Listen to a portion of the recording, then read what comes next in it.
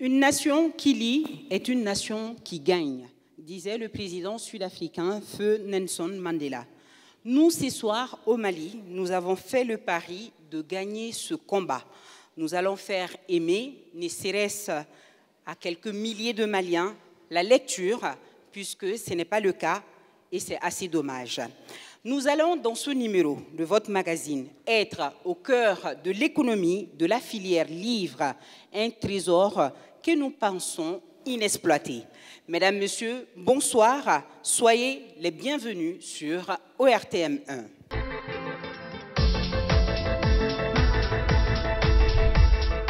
Le format reste le même. Nous avons réalisé une série de reportages en lien avec le thème de la filière livre, un trésor inexploité, avec nos différents journalistes, Salimata Ndao, Mamari Kone, Boubacar Bablé Touré et Maïmouna Guindo. La seconde étape de l'émission sera consacrée au débat. Sidiki Dambélé, comme j'aime bien l'appeler, mon colistier, va s'entretenir avec nos invités que nous remercions d'avance pour leur disponibilité. Dans la salle, la parole vous sera également donnée. Vous qui êtes du domaine, vos contributions, suggestions et conseils seront les bienvenus pour le bonheur du monde des livres et pourquoi pas du pays, car nous allons tous y gagner au nom du développement. Sur ce, je vous invite à suivre ce premier reportage qui me ramène à mes premières phrases. Il s'avère que notre pays ne serait pas un bon marché pour l'industrie du livre. Les livres s'achètent peu, très peu. Les écrivains, éditeurs et libraires témoignent des difficultés du secteur. Question, qu'est-ce qui bloque donc l'évolution du domaine? Salimata Ndao, Taïeb Adjawakoy, Abdraman Doka Traoré, Aboubakar Traoré et Saïd Mohamed Lamine Diarra nous disent que c'est la rareté des bibliothèques, le manque d'intérêt pour la lecture et surtout, le manque d'une politique nationale du livre. Suivons ensemble. Au cours de notre petite enquête sur l'apport de l'industrie du livre dans l'économie nationale, nous avons visité l'une des plus anciennes maisons d'édition du pays, la Sahélienne. 30 ans d'expérience et plus de 700 œuvres mises sur le marché. Son promoteur, Ismaël Samba Traoré, après une étude sur le secteur du livre au Mali, tire cette conclusion. Lorsque nous avons réalisé cette étude, c'était pour faire le panorama complet des enjeux, des contraintes, des perspectives. Et forcément, la question de l'économie revient. Depuis 30 ans, nous avons d'abord constaté, hélas, des facteurs de régression. Dans les années 90-2000, il y avait beaucoup d'ONG en éducation qui ont fini par se retirer. Et les ONG nationales qu'ils avaient contribué à mettre en place aussi ont disparu. Les bibliothèques de village, les écoles de village qu'ils avaient réussi à constituer se sont effondrées. Il y avait une dynamique, une vision pour les langues nationales qui a été énoncée par la Troisième République au tout début, mais qui n'a pas pu se faire. L'industrie du livre serait donc pas rentable. Le livre de M. Traoré a été édité en 2018 et 5 ans après, son contenu reste d'actualité. Pour le moment, le Mali n'est pas un bon marché, mais nous sommes un marché en perspective. Actuellement au Mali, il n'y a pas de fonds d'aide aux livres. C'est les éditeurs et les auteurs eux-mêmes qui subventionnent les livres. Il ne faut pas s'attendre vraiment à une retombée financière importante parce que pour avoir une retombée financière importante, il faut vendre beaucoup de livres. Il faut vendre beaucoup de livres. Et vous imaginez un peu, dans un contexte comme le Mali, les gens, par la culture même, on ne lit pas beaucoup. Après tous ces témoignages, nous sommes curieux de savoir pourquoi le livre ne se vend pas bien au Mali. Les acteurs rencontrés partagent la même conviction. Les Maliens ne lisent pas. Il faut une réelle politique d'incitation à la lecture. Chaque école doit avoir une bibliothèque, au moins pour les enfants. S'il y a des bibliothèques, au moins dans la semaine, il peut passer à la bibliothèque 2 fois, ou 1 fois à la bibliothèque. Ils vont aimer les livres. Selon Aïcha Diarra des éditions Gaffé, la littérature contemporaine malienne est méconnue. À la librairie Papeterie Odem, les propos de Aïcha se confirment. Ici, que des livres des vieux auteurs. Les romans comme Sunjata, Les Soulurages, Maïmouna, oui. Même si le livre se vend mal au Mali, il y a tout de même un marché et des gains, peu conséquents soient-ils, à partager. Sur quelle base cela se fait-il? En principe, c'est l'éditeur qui est gagnant dans la production littéraire. En général, c'est des contrats d'adhésion. C'est l'éditeur qui vous propose: je vais éditer votre manuscrit, mais vous n'allez pas avoir un pourcentage jusqu'à ce que je vende 1000 exemplaires. Avant 1000 exemplaires, vous n'avez pas un copec. Maintenant, après 1000 exemplaires, je vais vous donner 10% ou 5% sur les exemplaires qui vont être vendus. Oui, on gagne un peu, souvent 25%, souvent 30%, c'est le maximum. La jeune éditrice avoue, elle gagne plus que les autres acteurs de la chaîne et s'explique. Il y a plusieurs contrats en termes d'édition. Le contrat à compte d'éditeur, c'est quand c'est l'éditeur qui prend en charge tous les frais liés à la publication du livre. Et pour cela, sur le plan international, c'est déterminé que l'éditeur donne entre 10 à 15%. Ça dépend en fait des attentes entre l'auteur et l'éditeur. L'éditeur aussi investit dans le livre. Il faut que son investissement, il puisse le récupérer. Quand l'éditeur prend le risque d'investir beaucoup d'argent dans les livres, c'est pour se rendre 2 mois ou 3 mois plus tard qu'il n'a pas fait, sur 500 exemplaires imprimés, l'éditeur n'a pas fait plus de 20, 30 vendus. Donc, je me dis, qui perd? C'est l'éditeur qui perd en quelque sorte. L'écrivaine Oumou Amar n'en disconvient pas. Heureusement pour elle, ces 3 dernières œuvres se sont bien vendues. Leurs stocks sont épuisés. Elle nous explique le secret de ce succès. Généralement, on dit de nous peuple malien, que nous ne lisons pas. Mais moi, je pense qu'il suffit de lui proposer le sujet qui l'intéresse. Moi, je peux dire que j'ai été très agréablement surprise. Ces productions ont été dans l'ensemble bien accueillies. Avant que les jeunes générations adoptent la culture de la lecture, les acteurs du secteur du livre donnent une piste de solution pour dynamiser le domaine. Heureusement d'ailleurs, ça va commencer. Il faut qu'on ait vraiment une politique de livre. Créer un fonds pour soutenir les auteurs, pour soutenir les éditeurs, pour soutenir tous ceux qui sont dans la chaîne. Déjà, ce qu'on peut faire pour les écrivains, déjà inscrire leurs œuvres au programme scolaire et universitaire. Les cafés littéraires, les foires du livre, les salons du livre, les rencontres. Le secteur du livre emploie de nombreuses personnes. Son développement serait donc une belle opportunité pour booster l'économie nationale. Voilà, un reportage signé Salimata Dao. À la rencontre à présent de ceux qui sont au début du processus et jusqu'à la fin de la réalisation des ouvrages. Mais allons plus en profondeur. Qui sont-ils? Il s'agit de ceux qui constituent la chaîne du livre, à commencer par l'auteur, en passant par l'éditeur, l'imprimeur, le libraire, au lecteur. Chacun joue une partition pour faire aimer les ouvrages, ou dirais-je, faire en sorte que la créativité intellectuelle brille et soit commune au nom du savoir. Vous êtes à saluer, découvrons-les ensemble, suivons ce reportage. Mon nom c'est Mamadou Kamara, je suis libraire depuis 90, plus cela. Plus de 30 ans de métier avec toujours la même passion et détermination. Nous sommes derrière les anciens combattants. Là où c'est sur la route de Rochester, j'ai toujours aimé la lecture. Je suis sortant de l'hyper, je n'ai jamais travaillé pour quelqu'un. Les livres seulement, la connaissance. C'est ce qui me passionne. Je suis un très grand lecteur.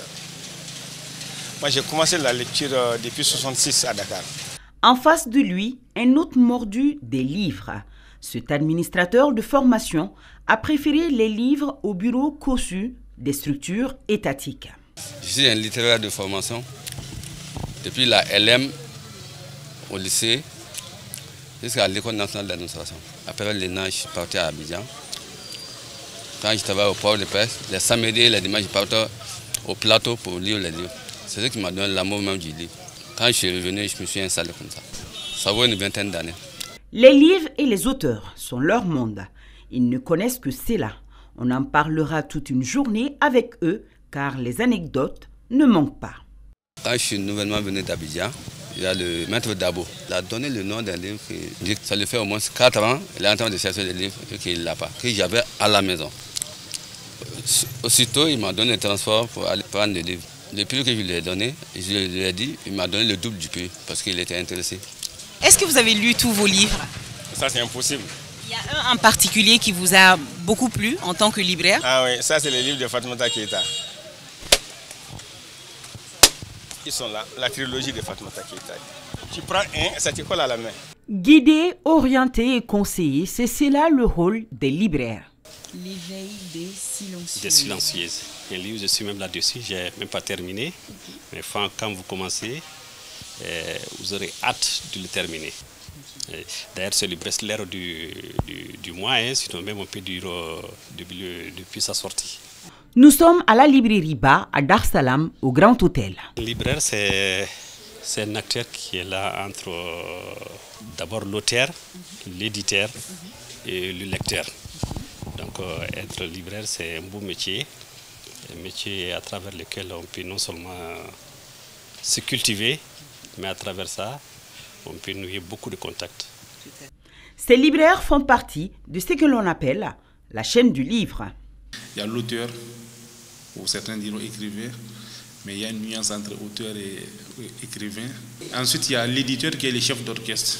Donc c'est l'éditeur qui coordonne le travail de l'auteur, des correcteurs, des maquettistes, des infographes, des relecteurs, des réviseurs des textes, de l'imprimeur. Ensuite, ça va à la librairie qui est le point de chute. Ensuite, le lecteur qui est le point final. En termes de perspective, les métiers du livre ont actuellement la cote auprès des jeunes. Aujourd'hui, à l'université de Kabbalah, une filière de formation dédiée à ces métiers a même vu le jour. Cependant, analyse Sekou Fofana, ce pas du monde universitaire n'est qu'une goutte d'eau dans l'océan. Malheureusement, les gens ne lisent pas beaucoup. À la télé, dans les médias, c'est surtout dans les médias. Parce que les enfants, ce qu'ils voient à la télé, c'est ce qu'ils aiment faire. Même son de cloche chez Diadje Kone, bibliothécaire. Je croyais qu'un bibliothécaire était un simple gardien de documents. Mais c'est après des études Bac plus 4 que j'ai compris qu'être bibliothécaire nécessite des études et des études techniques, même supérieures, dans la matière. En service à la Bibliothèque nationale, son métier a tout son sens quand il y a lecteur, précise-t-il. J'ai 22 années de métier ici. Et la principale difficulté qu'on rencontre, c'est que les Maliens n'ont pas trop l'amour de la lecture. On peut regarder la télé, on peut regarder sur les vidéos et consorts, sans pourtant négliger la lecture. Le livre là, c'est très très important. Autre acteur de la chaîne du livre, les imprimeurs. La société s'est spécialisée dans la confection des livres. La place est connue de beaucoup de nos écrivains et auteurs. Ce livre est un livre, un best-seller, je dirais. Il a été produit à 10 000 exemplaires. Ce livre, je crois qu'on le vendait à 10 000 francs ou près de 10 000, j'estime. Dans la chaîne du livre, les imprimeries n'ont pas réellement la cote. C'est les coûts d'impression qui freinent beaucoup. Si vous vous plaignez à longue, les gens se plaignent à longueur de journée que le livre est cher, ce qui est relatif. Tous les intrants sont importés. Les papiers, l'encre, les machines, tout est importé, tout est taxé. Exactement. Un livre est appelé livre, mais le contenu du livre peut faire le coup. Quelqu'un qui a un livre de 300, 400 pages a du mal à vendre ce livre parce qu'il aura payé plus cher pour pouvoir le faire. Un livre de 100 ou 200 pages coûtera moins cher qu'un livre de 500 pages. Et un livre également, de par le principe de la dégressivité, un livre de 50 exemplaires commandés ne fera pas le même prix unitaire qu'un livre de 500 exemplaires ou de 1000 exemplaires. Dans la mouvance de ceux qui vivent dans l'univers des livres, nous avons les webmasters. L'avènement des TIC a vu propulser ce taux de genre d'emploi. Ils font la promotion du livre digital. Un reportage signé moi-même.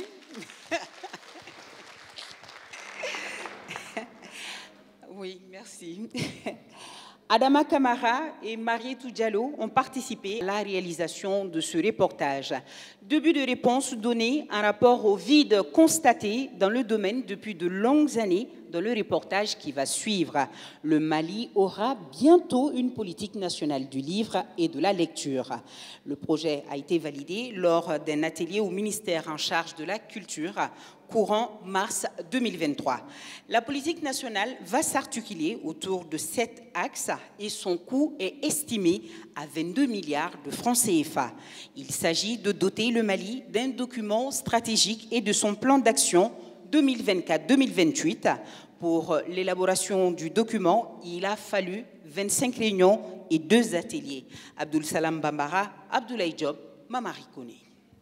Le Mali est à la recherche de sa première politique nationale du livre et de la lecture après 63 ans d'indépendance. Après une tentative infructueuse des fêtières des métiers du livre en 1978 et une recommandation formulée la même année par le Séminaire national des bibliothécaires, le moment est venu pour notre pays de se doter d'une politique nationale. Cela est dû à la rencontre de deux choses, de 2 éléments. D'abord une volonté politique du gouvernement, et ensuite une demande forte des acteurs de la chaîne du livre. C'est la rencontre de ces 2 éléments qui est aujourd'hui à la base de la politique nationale du livre et de la lecture. Ça va d'abord servir à quitter la situation de pilotage à vue, parce que la politique donne une vision, des principes, et travaille sur toute la chaîne du livre, c'est-à-dire de l'écrivain jusqu'au lecteur, en passant par l'éditeur, l'imprimeur, l'illustrationniste, etc., jusqu'au lecteur. En mars 2023, sous l'égide du ministre en charge de la culture, notre pays a décidé de se doter d'une politique nationale du livre et de la lecture à travers un atelier de validation. Le cadre s'est tenu en présence de plusieurs personnalités, dont l'ancien Premier ministre Moussa Mara et des anciens ministres Gaussou Drabo et Djadje Yacouba Danyogo, ainsi que des hommes de culture. Bibliothécaires, archivistes, éditeurs, experts et chercheurs, la chaîne de distribution à l'élaboration de la politique nationale du livre et de la lecture a été inclusive et participative. Nous avons travaillé pendant pratiquement 6 mois. Nous avons tenu à peu près 25 réunions, 2 ateliers avant la validation. Les axes, on en a 7, bon, ça serait long de les situer. Il y a la création littéraire, il y a les questions fiscales, il y a les questions d'édition, les questions de diffusion, les organisations, les événements autour du livre. Et tous ces axes-là ont été traduits en activité à travers un plan d'action qui se chiffre un peu à 22 milliards. À terme, il s'agit de doter le Mali d'un document stratégique et de son plan d'action 2024-2028. Celui-ci posera les jalons de soutien non seulement à l'industrie du livre, mais aussi à faire de ce sous-secteur un moyen d'essor socio-économique. Lors de l'atelier de lancement, l'UNESCO a réaffirmé son engagement à la promotion du secteur du livre et de la lecture au Mali. Les acteurs de la filière ont beaucoup de problèmes. Par exemple, la question des facilités d'accès au crédit, les questions fiscales qui sont traitées, c'est-à-dire la détaxation des intrants qui entrent dans la fabrication du livre. Aujourd'hui au Mali, cette taxe-là existe, même si le gouvernement a réduit, ça existe, ce qui fait que le prix du livre est assez élevé. Il n'y a pas de prix unique du livre au Mali encore. Cette politique nationale se traduit principalement par une action de régulation du secteur qui veille notamment à l'équilibre entre les professions du livre et produit un cadre législatif. L'élaboration de cette politique nationale du livre et de la lecture s'inscrit en droite ligne de la vision du président de la transition, chef de l'État, son Excellence le colonel Assimi Goïta, celle de bâtir une société malienne intellectuellement épanouie, surtout une jeunesse instruite, confortablement armée pour affronter les défis contemporains. Après son adoption en Conseil des ministres et par l'organe législatif, notre pays pourra se doter du texte réglementaire pour le développement du secteur. Nous allons dire merci à Mamari Koné et je crois que c'est une bonne nouvelle, ce qu'il dit dans son reportage. À la rencontre de deux de nos auteurs maliens, l'un est aguerri et l'autre est novice. Deux plumes, il s'agit de Aboubakar Eros Sissoko et Sadia Touré. Ils font désormais partie de la grande famille des auteurs maliens. Maïmouna Guindo et son équipe sont allés à la rencontre de ces deux écrivains très passionnés, suivant ce qu'elles nous ramènent. Né à Medina Koura, un quartier populaire de Bamako, Aboubakar Eros Sissoko est diplômé de l'Institut national des arts INA et de l'École des beaux-arts de Toulouse. Sissoko est issu d'une famille de 9 frères et sœurs. Très jeune, il se retrouve en France en 1998 pour les études d'animation. Son envie d'écrire prend forme. Il publie La légende de Bafoulambe Malisadjo. Cette production littéraire l'ouvre la porte d'auteur-compositeur. À l'époque, le conte de Kirikou est sorti, a été publié. J'ai dit, bon, voilà un conte. Les Blancs viennent chez nous, ils prennent nos contes, ils les traduisent bien, ils font des dessins, des bandes dessinées et des films. Pourquoi nous-mêmes on ne fait pas ça? Et ça m'a révolté un peu, parce qu'on avait tellement... le noir, surtout le malien, possède tellement de richesses qu'il peut puiser dedans pour en faire quelque chose. Et donc j'ai pris l'avion, je suis venu à Bafoulambe et j'ai écrit mon premier livre. Il s'appelle La légende de Bafoulambe Malisadjo, qui a pour titre Sadio et Maliba l'Hippopotame. Et je vous avoue que à la sortie du livre, ça fait un tabac. J'ai réussi un prix. Et donc ça m'a aussi donné du courage à écrire. Né le 12 janvier 1997 à Bamako, Seïda Touré est diplômée en journalisme et communication à l'Université catholique de Bamako. Seïda Touré a 3 romans dans les rayons des bibliothèques. Placide, averti, Seïda Touré prend du temps pour expliquer son aventure littéraire. Je ne sais pas pour les autres, mais on ne décide pas d'écrire. Moi, j'écris depuis toujours. Je me rappelle toutes mes émotions depuis que je suis très petite. J'ai toujours eu une facilité extraordinaire à tout mettre sur papier, à toujours rassembler des idées, à écrire tout ce que je vois autour de moi. Et donc, je n'ai pas décidé d'écrire. Je pense que j'écris depuis toujours. Curieux à proportion de son niveau d'instruction, Aboubakar Eros Sissoko tire son inspiration dans son environnement immédiat. Tout est source d'inspiration. Il suffit de faire appel à la vue, l'ouïe, l'odorat, le toucher et le goût, selon lui. Bon, moi, je crois que je suis un permanent observateur. J'ai fait l'observation sauvage. Tout m'inspire un peu. Tous les gens qui me connaissent, ils disent, mais tout inspire Eros. Par exemple, quand je marche dans la rue, quand je regarde comment les rues de Bamako sont sales, quand je vois toutes ces matières plastiques, et j'ai dit, mais qu'est-ce que je dois faire? Est-ce que je dois rester assis et croiser les bras? Et donc, j'écris, je dis ce qui se passe dans ma tête. Et tout m'inspire parce que, à mon retour de France, quand j'ai vu dans les écoles que les enfants, les étudiants, les élèves fumaient du joint, j'ai écrit un livre là-dessus. Parce que moi, il s'est trouvé qu'une fois, moi-même, j'ai été tenté dans cette aventure. Et comme j'ai fait un accident, je sais que c'est pas bon. Ça détruit. Et donc, ce que je peux dire à ces enfants, attention au danger. Quant à la jeune écrivaine, elle tire ses inspirations dans ce ressenti. La colère, la tristesse, la joie, quelquefois l'injustice sociale. Alors, moi j'aime bien me définir comme témoin de mon temps. Je capture tout ce que je vois autour de moi, que ce soit du positif, du négatif, tout.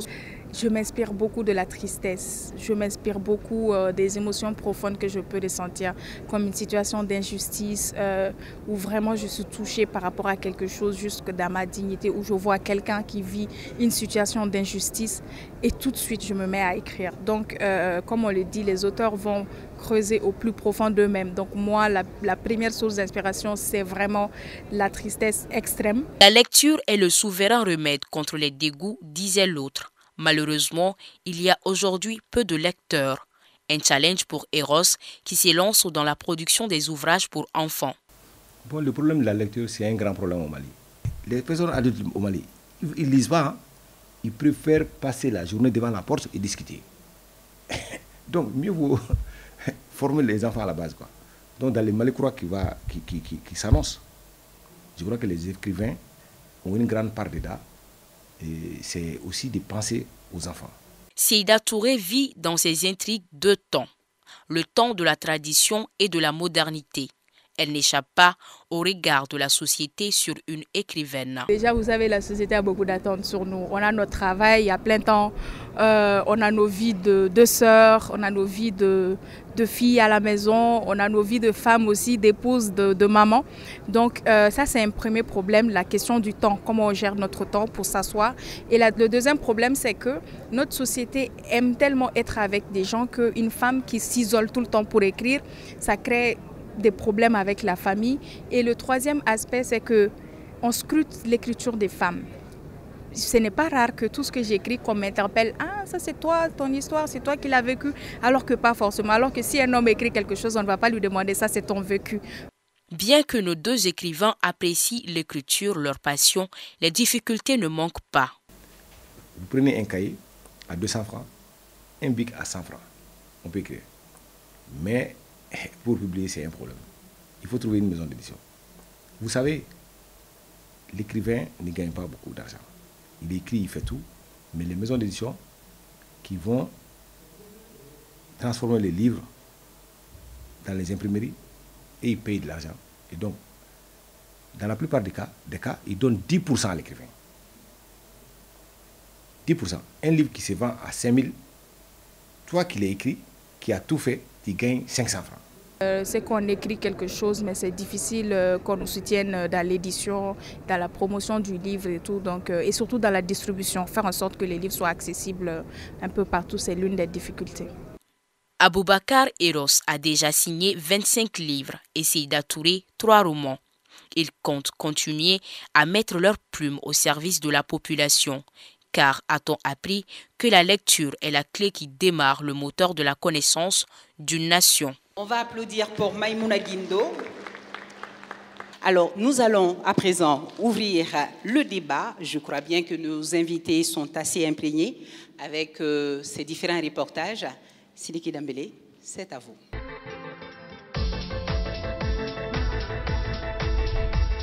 Merci à vous, Nyanya Lou Traoré. Mesdames et messieurs, bonsoir et bienvenue à la deuxième partie de cette émission consacrée justement au débat sur la problématique de la filière livre au Mali, un trésor inexploité.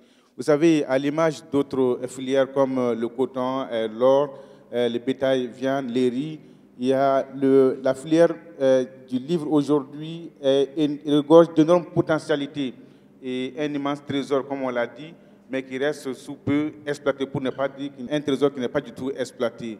Alors, c'est pourquoi nous lançons les débats aujourd'hui, car on le dit, de l'auteur ou de l'écrivain au libraire, en passant par le correcteur, l'éditeur, le distributeur, le diffuseur, les clubs de lecture, il faut reconnaître que les acteurs de la filière livre aujourd'hui se battent pour survivre, alors que dans d'autres pays, la filière économique du livre est considérée comme la première des industries culturelles.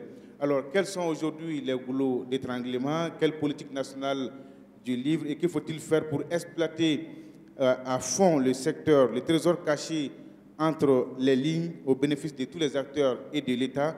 Nous lançons le débat justement avec nos invités qui sont Madame Fatoumata Keita Nyari, elle est femme de lettres, écrivaine, auteure d'une douzaine d'ouvrages, dont Polygamie, gangrène du peuple. Elle est la promotrice de la maison d'édition Figura Édition. On l'appelle affectueusement Fatou. Bonsoir, Fatou. Bonsoir, bonsoir. Merci beaucoup. Fatou, vous avez apparemment une dent contre les polygames ou quoi? Alors, ça, c'est une œuvre de jeunesse qui a été écrite quand j'avais 20 ans. Voilà. Et c'était un regard. Il n'est pas forcément dit que si je devrais la réécrire aujourd'hui, cette œuvre, que ce sera le même regard, la même vision. Voilà. D'accord. Merci Fatou. Notre deuxième invité est M. Sekou Fofana. Il est le secrétaire général de l'OMEL. L'OMEL, c'est l'Organisation malienne des éditeurs de livres. Bonsoir, M. Fofana. Bonsoir. Et bienvenue. Merci. Troisième invité, Mamadou Makalou. Il est écrivain et commissaire général du Salon du livre de Ségou. Bonsoir, M. Makalou. Exact, bonsoir. La dernière édition du Salon du livre de Ségou, c'était le mois dernier, si ma mémoire est bonne. Oui, c'était du 18 au 21 mai dernier. Ok, comment ça s'est passé? Très bien, c'était vraiment bien. Ça nous a permis de donner du souffle au métier du livre. C'était vraiment fabuleux. Voilà. Et vous avez gagné beaucoup d'argent? Ça, c'est relatif. Ouais. Notre quatrième invité est professeur Birama Diakon. Il est le directeur national des bibliothèques et de la documentation. Il est là au compte du ministère de l'Artisanat, de la Culture, de l'Industrie hôtelière et du Tourisme. Bonsoir, monsieur Diakon. Professeur, c'est combien le taux moyen de fréquentation dans vos bibliothèques à peu près? Bon, nous oscillons à peu près entre 15 000 à 20 000 par an. Ça dépend des années. En temps de Covid, nous avons senti une baisse. Une baisse. Après la Covid, nous avons senti une remontée. 15 000 à 20 000 lecteurs par an à peu près. Oui. On a du chemin à faire. Enfin, pour animer ces panels avec moi, notre expert en économie, car il faut souligner, nous traitons cette thématique sous l'aspect économique. Et Mahamadou Bassirou Tangara est notre expert en économie. Il est enseignant-chercheur en économie du développement à l'Université des sciences sociales et de gestion de Bamako. Bonsoir, M. Tangara. Bonsoir, M. Damlé.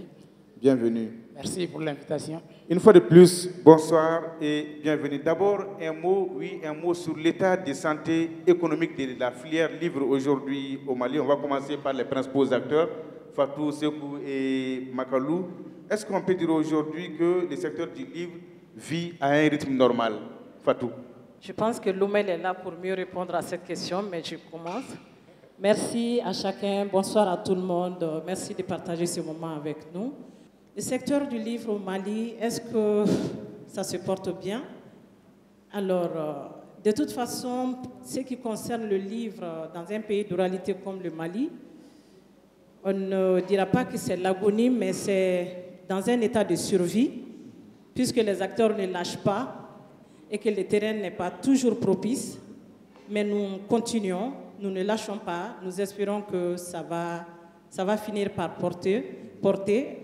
Nous avons vu en ces dernières années beaucoup d'événements qui se créent autour du livre et ça donne un souffle au livre. Mais la question de financement, la question de la difficulté de la production littéraire reste intacte. Et donc, on ne peut pas dire que ça se porte bien. Okay. Mais nous nous approchons. On va y venir. Voilà. Sekou, comment se porte le secteur selon vous aujourd'hui? Merci Sidiki. Bonsoir l'assistance. Les livres pourraient se porter mieux si on arrivait déjà à caser les livres, si je peux me permettre cette expression. C'est-à-dire on ne sait pas dans quel secteur de l'industrie classer les livres.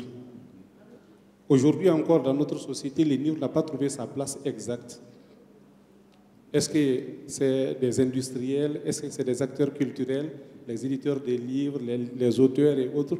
Est-ce que nous sommes des industriels? Est-ce que nous sommes des Est-ce que cela n'est pas dû au fait qu'il n'y a pas une bonne organisation du secteur aujourd'hui? Parce qu'on a l'impression que tout le monde se lance dans le secteur. Il n'y a pas de porte, il n'y a pas de fenêtre, il n'y a pas de... c'est ouvert à tout le monde. Oui, je pense que c'est parce que ceux qui sont chargés de construire la maison ont laissé la porte ouverte à tout le monde et puis tout le monde entre par la porte, par la fenêtre. C'est ce qui fait qu'il y a ces vides-là qui est là. Même si nous sommes là, sur le plan législatif, réglementaire, nous n'avons aucune reconnaissance en tant que tel. D'accord. Makalou, pas de porte d'entrée, pas de clôture, pas de fenêtre. Le secteur est ouvert à qui veut entrer. Monsieur Dambélé, permettez-moi, avant de répondre à votre question, d'adresser mes sincères salutations à ce public qui a osé effectuer le déplacement pour venir soutenir les livres. Ce n'est pas courant. Permettez-moi ces cris d'intonation, d'étonnement et d'interpellateur. Comment peut-on comprendre que le livre puisse être un trésor inexploité au Mali? Le Mali, le pays de Ahmed Baba, le pays de Mama Haïdara, le pays de Wakame Seko, le pays d'Alpha Omar Konaré, le pays d'Adamba Konaré, le pays de Filidabo Sisseko, le pays de Guido Almami, le pays de Nyaro Kramo, le pays de Cheikh Modibokan de Dili, le pays de Cheikh Amaoula, j'en passe. Ça veut dire que quelque part... Donc c'est pourquoi on se pose la question si ce n'est pas un trésor inexploité. Oui, un trésor inexploité. Effectivement, le thème est bien choisi, c'est un trésor inexploité. Le livre est un trésor inexploité au Mali, alors que c'est un produit à caractère spécial, mais qui peut créer de la richesse, d'énormes richesses. Ça peut créer beaucoup d'opportunités d'emploi, surtout pour cette jeunesse. Mais la filière n'est pas assez soutenue, la filière n'est pas assez organisée, et n'importe qui vient là-dedans, souvent par effraction. Moi, mon amour pour le livre, ça commence depuis le lycée. On écrivait des journaux et pour la petite histoire, j'avais le seul journal thématique qui s'occupait de la promotion des métiers du livre au Mali ici. Bonne lecture, journal d'incitation à la lecture et à la recherche. D'accord. On va arriver aux propositions des solutions, M. Makaluma. En attendant, le professeur Diacon, les diagnostics est posé par les acteurs, vous venez de les entendre. C'est le ministère quand même de la Culture aujourd'hui qui est censé donner l'impulsion nécessaire au secteur. Que représente pour vous, que représente la filière livre aujourd'hui dans vos politiques de développement culturel? Bon, le livre ne se porte pas très bien, mais il ne se porte pas trop mal. Si on se réfère à ce que nous sommes en train de faire maintenant. Le verre est à moitié plein. C'est une dynamique. Et bien sûr, le livre se porte mal et c'est là des explications. Je peux donner peut-être 3 raisons. La première raison est qu'au Mali, le secteur du livre n'est pas pris en compte dans les plans nationaux de développement, ni dans les plans des collectivités, du développement des collectivités territoriales. Mais qu'est-ce qui explique ça? À qui la faute? Bon, c'est une situation que j'ai décrite. Mais maintenant, c'est collectif. C'est collectif. Peut-être qu'on n'a pas pris conscience de l'importance du secteur. La deuxième raison, c'est l'absence de politique. Et cela est dû au marasme économique que nous avions connu ces dernières années, avec les ajustements internes et externes, qui fait que les décideurs, les banques sont frileux par rapport au soutien au secteur du livre. Diderot disait qu'il parlait de commerce de librairie. Oui. C'est le commerce des idées, il y a des risques. Mais c'est un risque qu'il faut peut-être prendre. C'est la conjugaison de tous ces facteurs-là qui explique aujourd'hui la léthargie au niveau du secteur du livre et de la lecture. Mais avec la politique nationale, je pense que, et la sensibilisation, parce qu'il y a la sensibilisation aussi. Il y a la sensibilisation aussi si nous prenons par exemple le cas des médias. Les médias ont un grand rôle. Par exemple, l'ORTM peut accorder des taux publicitaires préférentiels, créer des espaces promotionnels. Cela n'existe pas dans les textes. Mais lorsqu'on va voter les textes... De poser les débats déjà sur la question, c'est vraiment une grande contribution de l'ORTM. Oui, bien sûr, on vous remercie parce que la passion du service, on vous remercie, mais il faut que ça soit dans les textes. D'accord, voilà, c'est bien noté. Merci, professeur. Alors, M. Tangara, au vu de toutes ces explications, est-ce qu'on peut dire aujourd'hui que nous sommes véritablement dans les schémas d'une économie du livre moteur de développement et de croissance? Okay, merci pour la question. Et avant, j'aimerais m'associer aux autres débatteurs pour remercier ce public, puisque ce n'est pas évident au Mali, quand vous venez pour parler de la connaissance, et spécifiquement du livre, que vous ayez la salle remplie de la sorte. Mais si vous déplacez l'intérêt sur un folklore, vous allez voir que la salle allait être remplie à craquer. Alors donc, je leur dis merci et aussi merci à tous les téléspectateurs et téléspectatrices. Pour revenir à la question, je pense que c'est, je vais dire, entre guillemets, mais c'est trop ambitieux pour dire qu'on peut parler d'une économie du livre au Mali, au regard de tout ce qui a été dit, au regard de tout ce qui se passe sur le terrain. Du point de vue économique, parler du livre et de l'économie du livre amène à parler de deux dimensions. Rapidement, une première dimension qui porte sur l'offre, une deuxième dimension qui porte sur la demande. Et l'offre, si on peut caricaturer de la sorte, on va dire, est représentée par l'édition et la demande est représentée par le lecteur ou par la lecture. Et une analyse simple permettrait de dire que l'offre, quand bien même qu'il y a des difficultés, elle existe. Ce qui pose problème et qui fait qu'il est difficile de parler d'une économie du livre au Mali, ça c'est la demande. C'est vrai, il y a de ces économistes qui soutiennent la thèse que chaque offre crée sa demande. Mais pour les biens spéciaux ou les biens à caractère spécial, comme Marlou disait, des coups d'impulsion sont nécessaires, des coups de pouce sont nécessaires, des politiques sont nécessaires. Le professeur l'a rappelé, le passage. Alors, amener le livre à jouer ce tremplin comme un outil de relance, de croissance économique et de développement nécessite des politiques qui vont donner cette impulsion et cette dynamique, cet engouement-là, pour que la demande puisse exister. Parce qu'on ne va pas vraiment se voiler la face, la demande, elle n'est pas là. C'est vrai, il y a quelques... Quand on préparait cette émission, je vous posais la question de savoir si on peut avoir des chiffres sur la filière livre aujourd'hui. Vous m'avez dit, non, M. Dambélé, c'est difficile d'avoir des chiffres sur la filière aujourd'hui. Qu'est-ce qui explique ça? Pourquoi c'est si difficile d'avoir des chiffres sur la filière, le secteur livre aujourd'hui? J'en venais justement. J'essayais de comprendre, puisque c'est un sujet sur lequel j'ai travaillé depuis quelques années. On a fait des études pour comprendre comment l'état de la production de la connaissance savante se porte dans certains pays de l'Afrique. Et j'ai eu l'honneur de faire ce travail-là pour le compte du Mali. Alors donc, si vous essayez de travailler sur n'importe quel sujet, vous allez collecter des statistiques.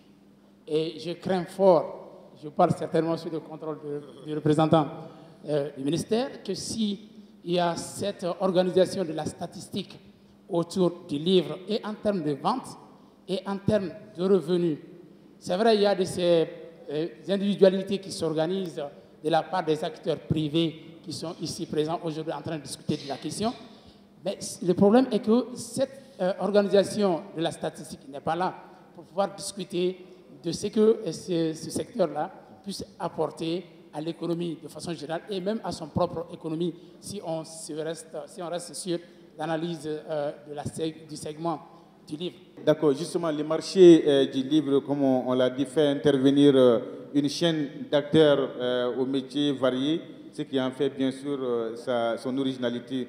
Alors, Sekou, on va revenir à vous au niveau de l'OMEL. Dites-nous comment le système est organisé de telle sorte que chacun puisse tirer son épingle du jeu, je veux dire tous les acteurs du secteur.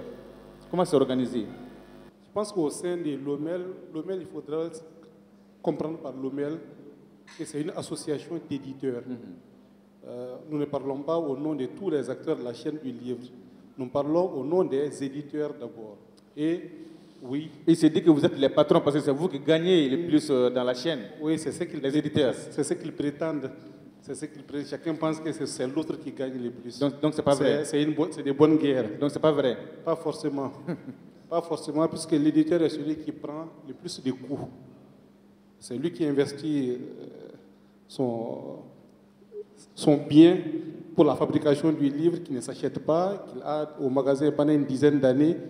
Et c'est l'auteur qui est là tous les jours, on va revenir, l'auteur qui est là tous les jours pensant que l'éditeur s'enrichit sur son dos. Quelqu'un fait un seul livre au Mali, il pense qu'il peut devenir milliardaire.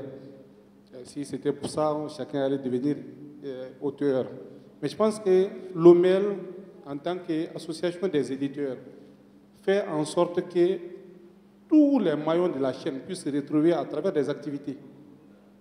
Comment défendre notre secteur? C'est en nous mettant d'abord ensemble. Les éditeurs d'abord ensemble, les libraires ensemble, les auteurs ensemble. Je pense qu'il y a ces associations. Et comment faire en sorte que chacun de nous puisse tirer son épingle du jeu? Oui. C'est de façon participative à travers un plaidoyer. Nous avons tous dit ici que les livres ne marchaient pas parce qu'il n'y a pas de politiques incitatives, il n'y a pas d'encouragement, il n'y a pas de fonds de soutien, il n'y a pas de... Mais si on va individuellement en tant qu'éditeur, on n'a aucune chance d'arriver à faire bouger les lignes. Si les auteurs vont individuellement en tant qu'auteurs, ils n'ont aucune chance de faire bouger les lignes.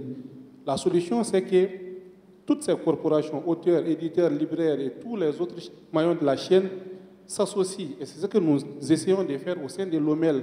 À travers quoi? À travers des activités comme celles que nous venons de mener, les Journées internationales du livre au Mali, et ou encore pendant la rentrée scolaire, la foire de la rentrée scolaire du matériel didactique qui réunit les éditeurs, les libraires et les auteurs.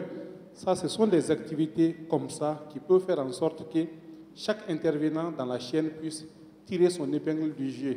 Mais cela aussi doit bénéficier du soutien du secteur public de l'État. Donc nous pensons qu'il faut créer des coins de lecture dans nos écoles, créer des bibliothèques et les approvisionner. Il ne s'agit pas de salles vides. Nous pensons qu'il faut créer, et aussi un dernier point, que dans les budgets d'État, que les livres ne soient pas mélangés avec n'importe quoi. Oui. Si on prend les budgets, on dit toujours achat des livres et des fournitures, achat des fournitures et des livres. C'est un fourre-tout, c'est un mélange de tout genre. Donc les choux et les fleurs, ça ne marche pas ensemble. Donc il faut détacher les livres. Il faut un budget spécial, dédié pour l'achat aux livres. Alors, oui.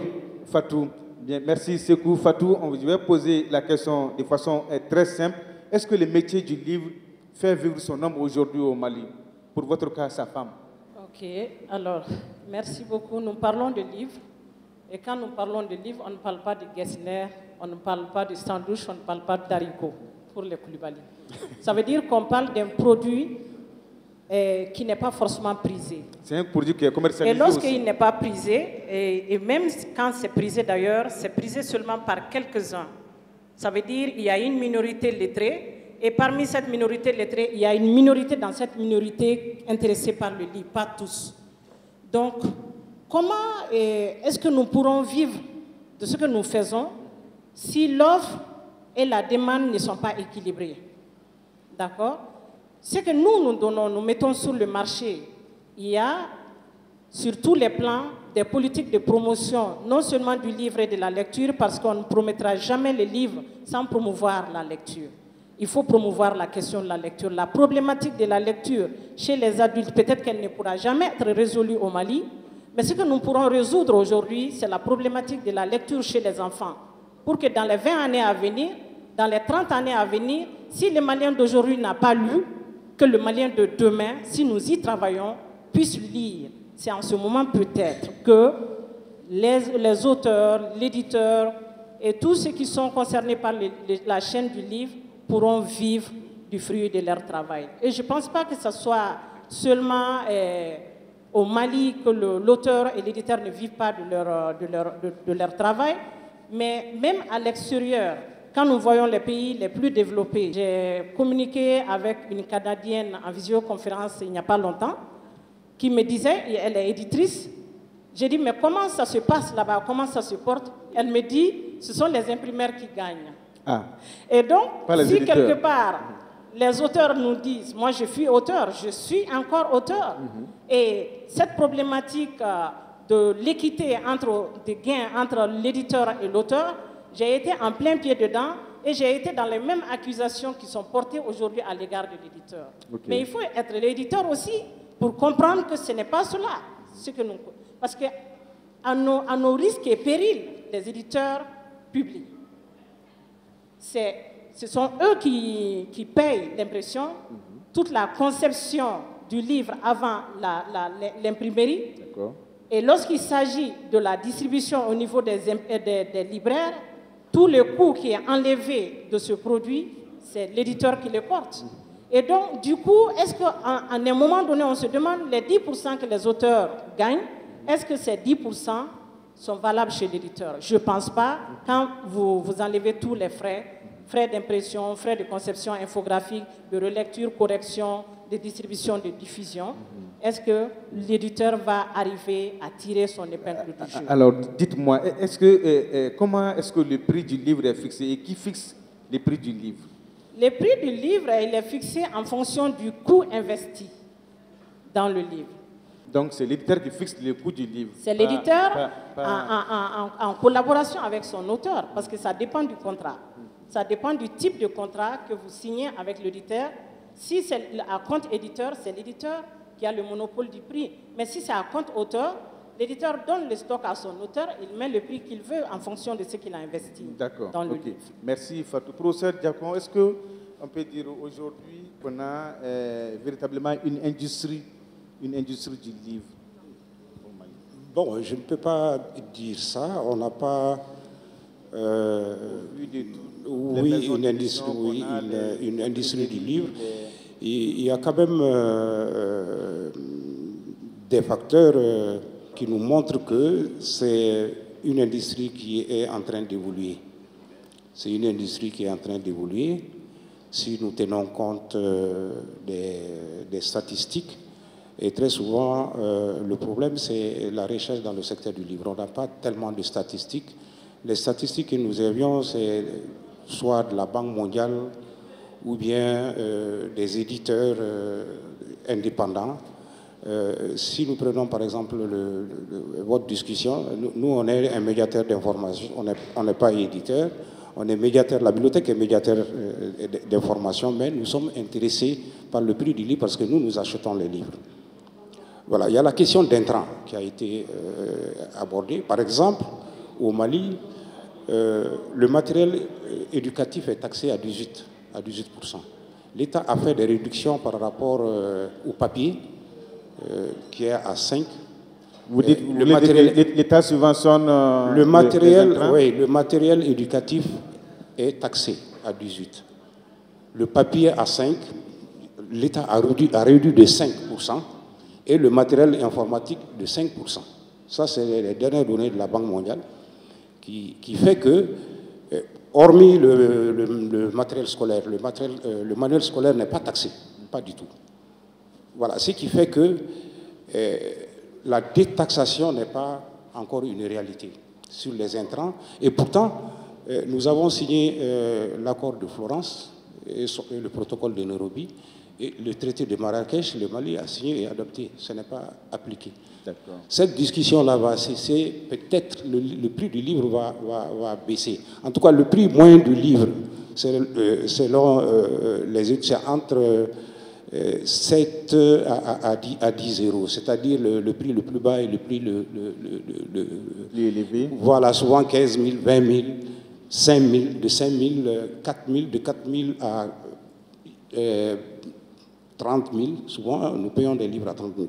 Donc il faut un peu voir la moyenne, c'est un peu élevé. D'accord. Effectivement. Monsieur Makalou, sur le prix du livre, parce qu'on a l'habitude d'entendre des gens dire à quelqu'un qui cherche son prix de condiment à 1 000 francs, 10 000 francs, vous lui demandez d'acheter un livre à 20 000 francs, comment c'est possible?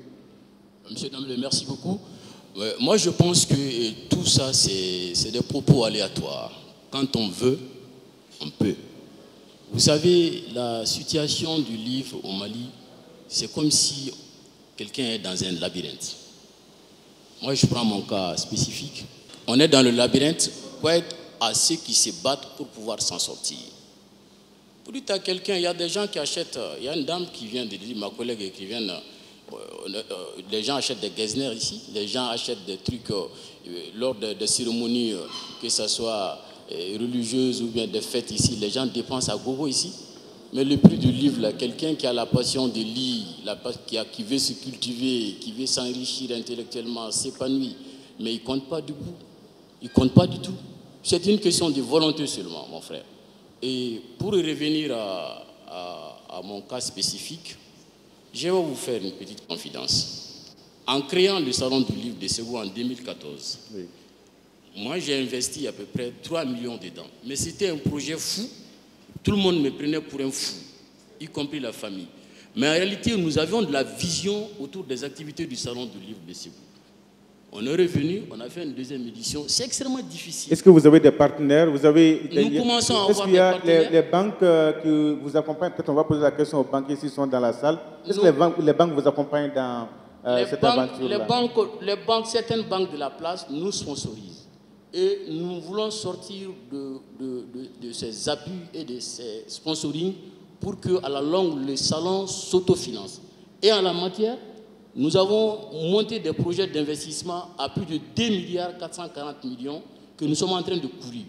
Et Dieu merci, récemment, il y a un opérateur économique qui est dans l'hôtellerie et qui m'a même soutenu, que je ne le connais ni d'Ève ni d'Adam. Au cours d'une conférence, il m'a donné un rendez-vous, je suis venu, je n'avais pas son temps.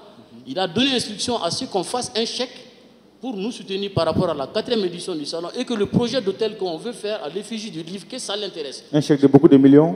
Bon, ça c'est entre parenthèses. Et là, c'est la croyance.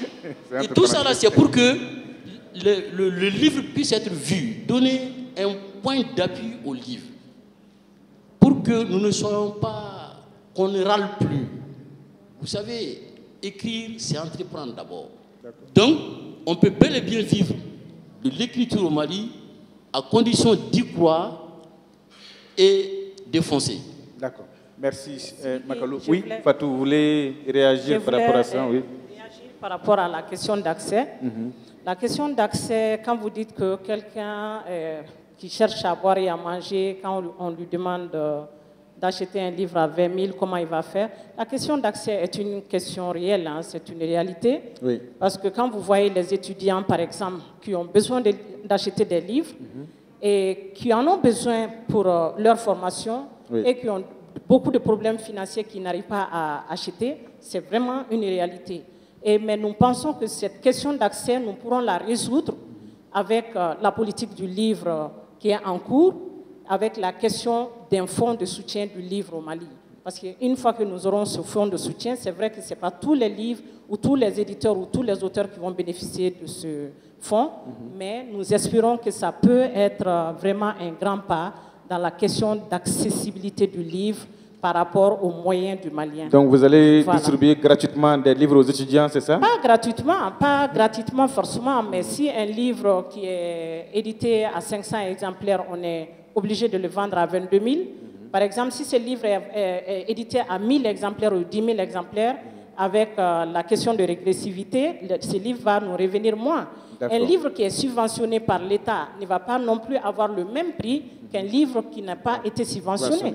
Donc, il ne s'agit pas. Moi, je ne distribue pas d'ailleurs le livre, hein, parce que je ne pense pas que la question soit réellement la question de prix à tous les cas. Dans tous les cas, ce n'est pas la question d'accès. On donne les livres à certains, ils ne les lisent pas. Moi, je ne donne jamais les livres, parce que quand vous êtes intéressé, vous me dites c'est 10 000, je n'ai pas 10 000, donnez-moi à 5 000, j'ai 5 000, je vous donne. Mais si vous n'êtes pas intéressé, même si je vous le donne, vous ne le lirez pas. Donc, ce que je voulais dire, c'est que la question d'accès à des niveaux, c'est-à-dire au niveau universitaire, au niveau étudiantin, c'est une question qui est réelle. Mais cette question, nous l'espérons fort, qu'elle trouvera sa réponse dans la politique nationale du livre et de la Tangara, et on a quand même un embryon qui est là. Comment on peut mesurer aujourd'hui le poids économique de cette filière livre-là au Mali? Merci pour la question. Est-ce que c'est par le nombre d'emplois créés, le chiffre d'affaires ou bien par la contribution fiscale? Il y a beaucoup de paramètres qu'on peut mobiliser pour mesurer la contribution de ce secteur à l'économie nationale. Mais avant, je me réfère à une petite parenthèse. Ce qui a été dit ici, c'est pertinent comme observation et comme orientation. Mais ça touche encore de l'aspect offre. Or, la clé, je pense que ça viendrait de l'aspect demande. Juste un exemple. J'ai des collègues, y compris moi-même, nous avions audité des ouvrages et des ouvrages spécialisés que nous recommandons à nos étudiants. Mais ces mêmes étudiants à qui nous donnons cours et qui sont censés avoir nos ouvrages, y compris d'autres ouvrages, n'ont pas accès à nos propres ouvrages que nous avions édités pour eux, pour l'enseignement. Et ça rejoint à ce que Madame est en train de dire au niveau étudiantin, au niveau universitaire, il y a ce problème d'accès aux cours. Maintenant, pour revenir à votre question, si par exemple on tirait la demande, cette demande va maintenant aussi impacter sur l'offre. Parce qu'elle a dit quelque chose de très important pour nous, les économistes. Il faut aller à l'équilibre. Et l'équilibre ici, c'est à travers le jeu de l'offre et de la demande. Du coup, le prix qu'on est en train de discuter ici, elle a rappelé, est fixé par l'auditeur, devient un élément qu'on va dire price taker. Tous les consommateurs sont preneurs du prix. Le prix est est fixé après avoir connu l'ensemble des coûts. Donc ça veut dire que ce prix-là doit être rémunérateur de l'effort de l'éditeur et de l'effort de l'auteur, donc l'ensemble de la chaîne. Ce n'est pas le prix qui pose problème. Qu'est-ce qui pose problème? C'est qu'il n'y a pas la demande. Même si le prix est à 5 francs, y compris les coûts, s'il n'y a pas la demande, on ne pourra pas faire profit. Alors, il y a plusieurs dimensions par lesquelles l'économie du livre peut impacter l'économie nationale à travers la création de l'emploi, à travers le paiement de taxes fiscales et d'autres activités para.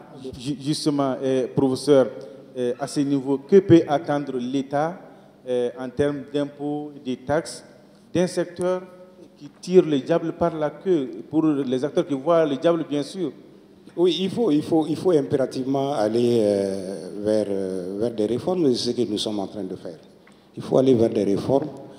Et il faut sensibiliser les gens pour qu'ils comprennent que c'est une niche d'emploi. Toutes les études, la dernière étude qui a été effectuée par le ministère en collaboration avec la GIZ, Maya et Donko, a montré clairement que c'est un secteur d'avenir. Ce n'est pas seulement le livre en papier, c'est le numérique. C'est le numérique, c'est aussi l'emploi au niveau des éditeurs. La diffusion a des problèmes. Alors il faut inciter les jeunes à aller vers ces niches-là, en créant des filières, parce qu'il n'y a pas de filière de formation d'éditeurs au Mali. Il n'y a pas de filière de formation de distributeurs au Mali, de diffuseurs au Mali. Donc il faut aller vers ça. Mais seulement je voudrais réagir par rapport à l'accessibilité. L'accessibilité n'est pas que financière, elle est souvent structurelle. Si nous prenons le cas des langues nationales, il y a combien de Maliens qui parlent le français? En tout cas, les dernières statistiques, c'est entre 17 à 20% de Maliens qui parlent français. Donc les autres parlent les langues nationales. Mais si nous prenons la part des importations, nous importons à peu près 80% du livre. 80%. Nous n'avons pas les données concernant seulement le Mali, mais je vais vous donner une idée par rapport aux données de la CEDEAO. Nous importons à peu près pour 17 millions d'euros, les 8 pays de la sous-région. Donc ça veut dire que si nous nous mettons à travailler, cette manne-là,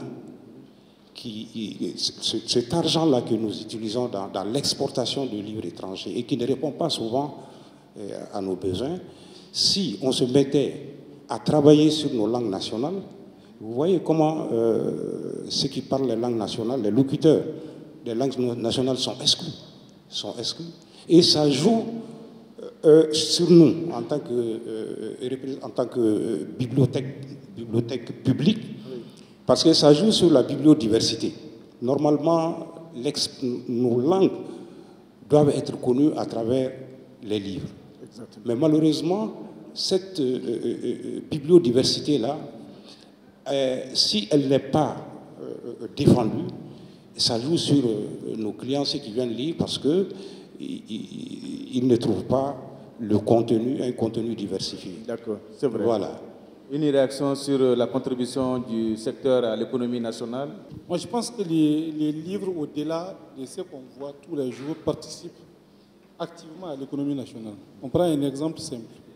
En organisant une manifestation d'envergure internationale, un salon du livre, une foire du livre, il y a même la rentrée littéraire où on a à peu près une cinquantaine d'invités chaque année. Quand ils viennent, ils logent dans des hôtels, ils se nourrissent ici, il faut les transporter. En partant, ils achètent quelque chose, quelques cadeaux. Ça participe à l'économie nationale, même si on n'a pas la possibilité aujourd'hui de quantifier l'apport de ces participants à ces activités. Au-delà, n'eût été la situation actuelle de notre pays, le tourisme bénéficie suffisamment de ces manifestations que nous organisons autour du livre. Au-delà de ça, aujourd'hui, on a parlé tout à l'heure de l'accès au livre. L'accès n'est pas que financier, il y a aussi l'accès physique. Les livres produits à Bamako restent à Bamako à 99% des cas.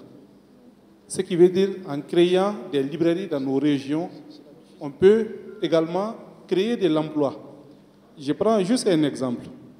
À la veille de la rentrée scolaire, il y a tous les Maliens se ruent vers les différents marchés pour acheter des livres. Même ceux qui d'habitude ne travaillent pas au marché deviennent des vendeurs de livres. Ça veut dire que si la filière est mieux structurée, ça peut générer énormément d'emplois et énormément de ressources financières. Ok, merci. Une réaction, on va suivre. Ok, allez-y d'abord. La question financière, le poids financier, il est certainement faible.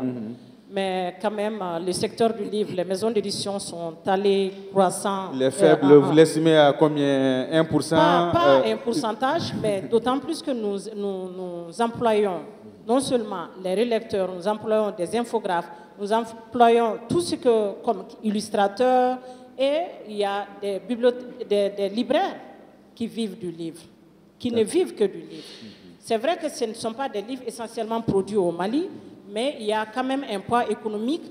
Il serait essentiel, vraiment de faire une étude pour voir au niveau des librairies, au niveau des imprimeries, comment est-ce qu'ils négocient un peu cette rentrée par rapport aux maisons d'édition. Ils vont nous dire que c'est peu par rapport au reste, mais quand même c'est aussi un petit coup, même si le poids est faible. D'accord, oui. Merci.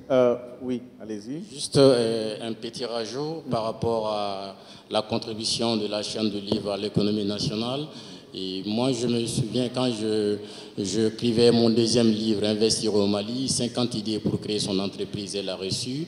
Mais j'avoue honnêtement, toute la documentation que j'ai consultée, mais je n'ai pas vu un pan où il est écrit que le livre est un secteur porteur au Mali. Une réaction sur la contribution du secteur à l'économie nationale? Oui, regarde, en fait, si on prend cette chaîne, c'est une chaîne très complexe et il y a plusieurs maillons. Et une fois que l'élément central qui est le livre tourne, son industrie tourne, donc il y a plusieurs autres maillons qui tournent. C'est vrai, aujourd'hui, c'est déplorable de ne pas, avec un seul clic, avoir des statistiques, des informations sur et la quantité de livres et le prix et la vente et le chiffre d'affaires généré autour de ça. Ça, c'est déplorable. Et si on veut donner un coup de fouet à ce secteur, ça va commencer par là. Aussi, le développement du livre va amener également un autre élément qui est le secteur aussi d'Internet, puisque aujourd'hui, il faut aller vers tout ce qu'on appelle aujourd'hui Open Access. Je viens d'une conférence où il y a des livres qui sont exposés et subventionnés, bien sûr, mais d'autres qui se promènent avec des tickets où vous pouvez scanner et télécharger un livre gratuitement pour nous. Mais en fait, il y a quelqu'un derrière qui a supporté les coûts d'achat pour que la demande puisse se porter. Donc ça, c'est un élément aussi à prendre en considération si on veut un jour que ce secteur contribue à l'économie nationale. Merci Tangara. En 2018, selon nos informations, les marchés européens du livre représentaient 32 milliards d'euros de ventes. Nyanya Lutraoré, on va avoir avec vous un dernier sujet de reportage et ensuite on va donner la parole au public pour des questions, des contributions pour les débats. Merci. Tout à fait, Sidiki Dambélé. Et notre expert a trouvé la transition. Voyons cet autre aspect de la problématique. Je vais vous parler de l'avènement des nouvelles technologies de l'information et de la communication qui a été, il faut le reconnaître, un véritable défi pour les acteurs de la chaîne du livre. Les lecteurs sont de nos jours partagés entre la copie dure, autrement le manuscrit, et nos écrans de smartphone. Actuellement, je suis sur mon écran. Cette nouvelle tendance est-elle une opportunité ou un frein pour la chaîne du livre? Boubacar Bablé Touré répond à la question.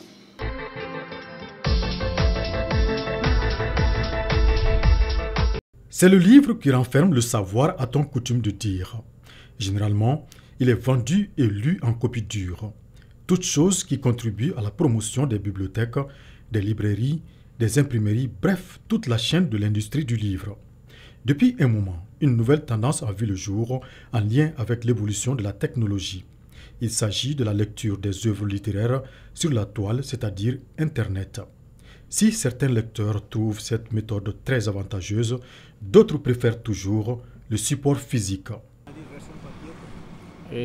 Moi, je préfère version dure parce que nous avons constaté à travers nos grands-parents qui ont eu à étudier et qui nous ont conseillé de lire les livres. Beaucoup de secrets se cachent dans les livres, précisément les livres durs.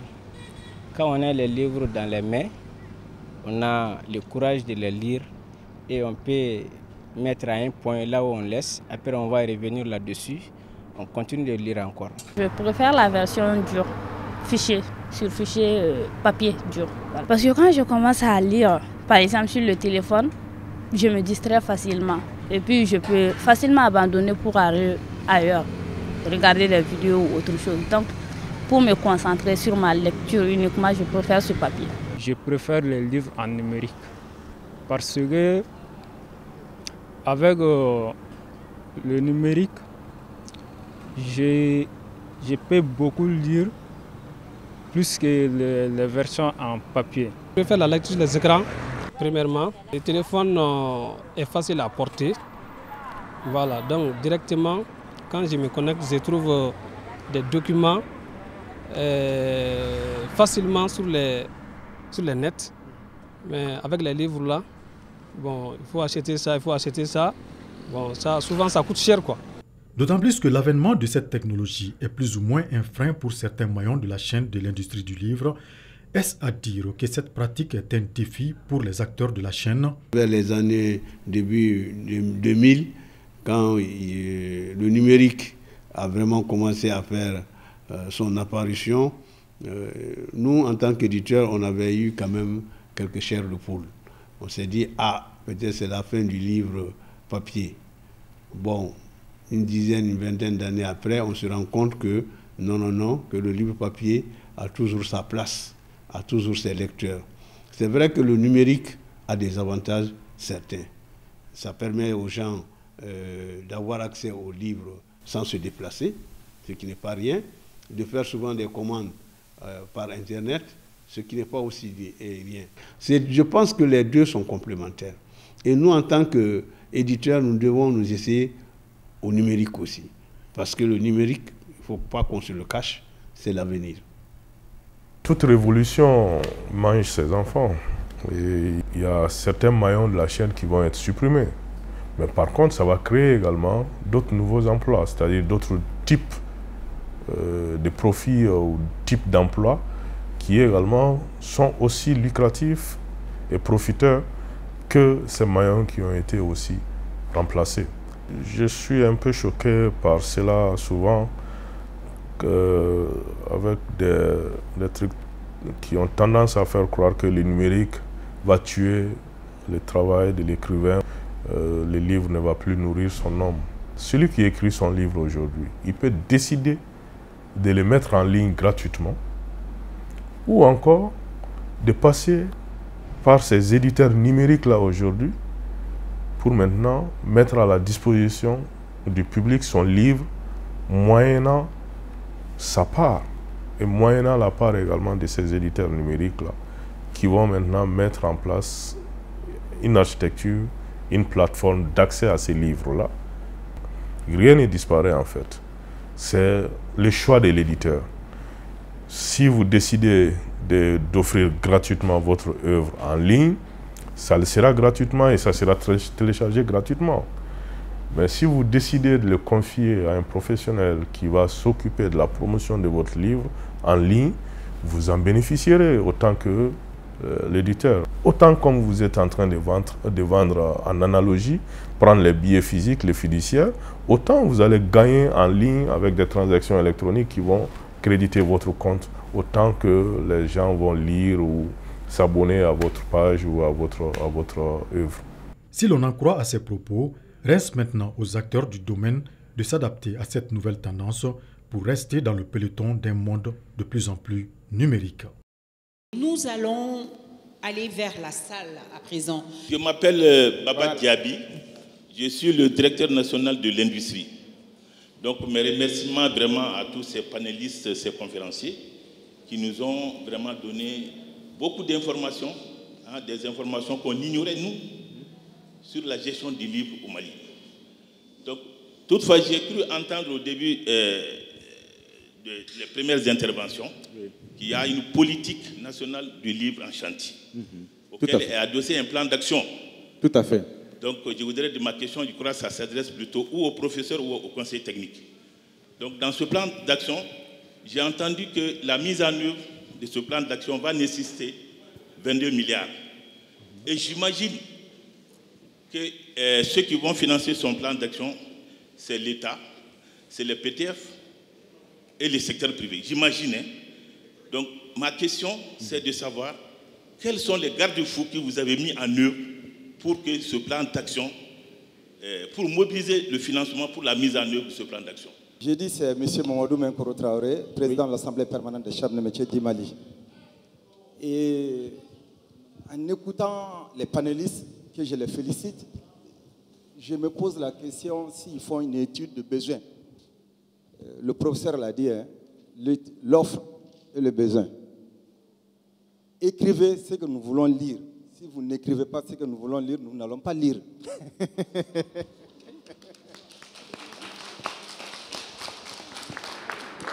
Ce qui est écrit actuellement ne vous intéresse pas? Ah, mais je vous donne un exemple.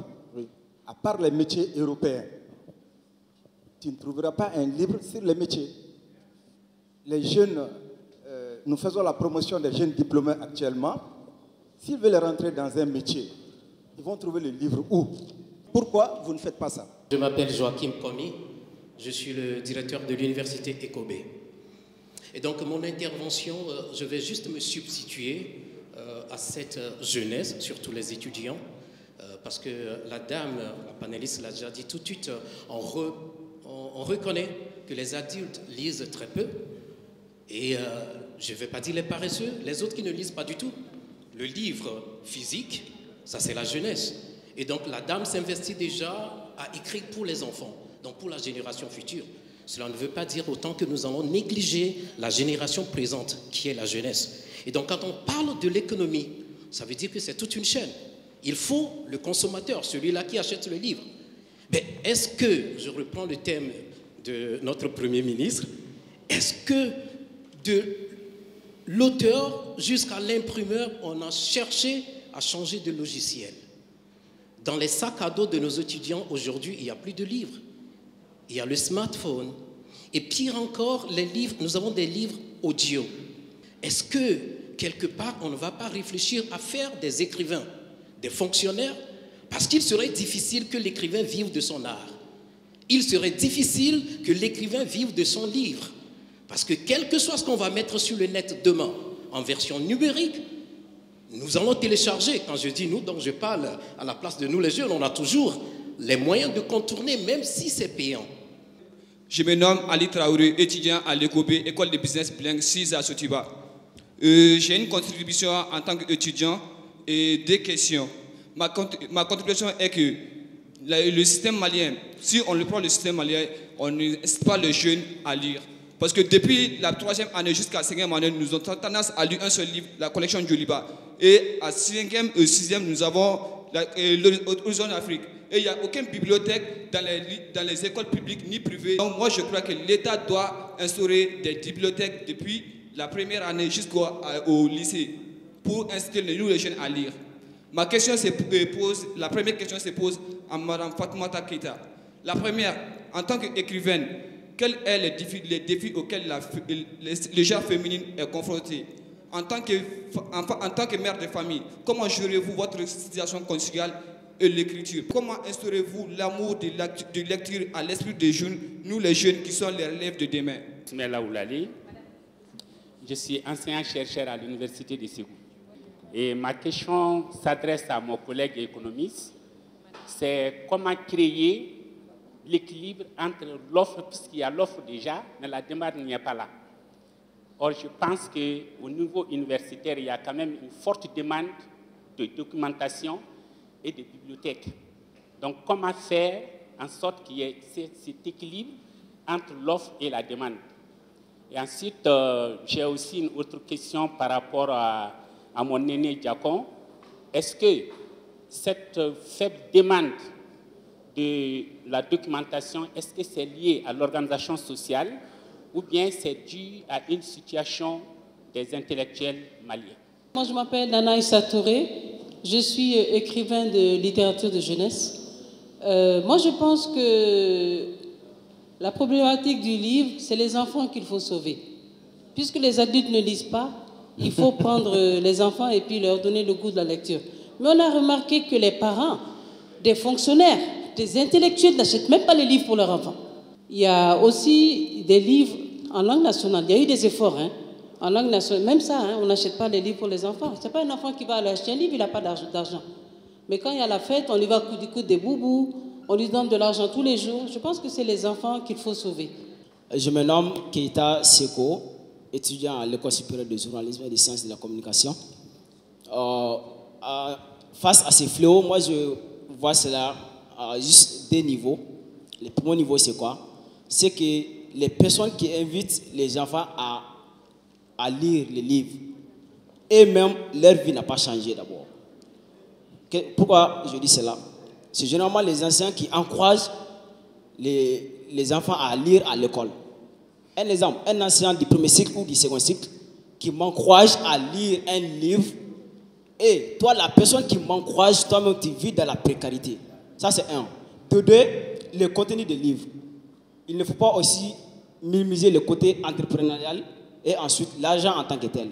Je me nomme Anya Safiatou Kontara, étudiante à Ekobe, université bilingue. Je fais la licence 2 en gestion des ressources humaines. Ma question, elle s'adresse à monsieur l'économiste. Monsieur, s'il vous plaît, expliquez-moi si l'impôt a des impacts négatifs sur la vente des livres pour les écrivains et pour les éditeurs. Je me nomme Abdul Kader Doukouré, étudiant en 3e année Finance Management à l'Université Sud Management. Ma question est la suivante. Lors de la conférence, vous aviez parlé du fait que les gens achètent les bazins. Ces gens-là, et comment dirais-je, ces entreprises, ces vendeurs de bazins ont une stratégie marketing en place. Maintenant, est-ce que les maisons d'édition maliennes ont une stratégie marketing pour pousser les jeunes et même les pères et les mamans de famille à acheter ces livres-là? Je m'appelle Wamba Seynabou, étudiante en 2e année licence à l'université bilingue Ekobe à Sotuba. Ma première question sera à Madame Fatou. Quel rôle joue la femme écrivainte au sein d'une société où l'intelligence, où le pouvoir de l'intelligence féminine est minimisé et sous-estimé par une dominance masculine et une société peu éveillée? Et ma deuxième question sera à vous tous, en gros, l'implication des parents à la lecture des enfants. Elle est très très primordiale et je crois qu'avant de viser les adolescents, les préadolescents, il faut vraiment inclure l'école et la famille pour en fait initier l'enfant à la lecture et vraiment le montrer le côté positif de l'éducation qui n'est pas seulement grandir, avoir des diplômes, travailler pour avoir de l'argent. Je ne pouvais imaginer qu'un jour, le Mali, l'ORTM, allait organiser une émission autour du livre. Tellement que le Malien s'en fiche du livre. C'est son dernier souci. Donc, moi je vous félicite d'abord. Mais ça fait 18 ans que j'écris. Je me suis posé beaucoup de questions pendant 18 ans autour du livre. D'abord, moi je reste persuadé, tant qu'il n'y a pas une forte volonté politique autour du sort du livre, on se fatigue pour rien. Allez-y dans les pays développés. Il n'y a pas de villes,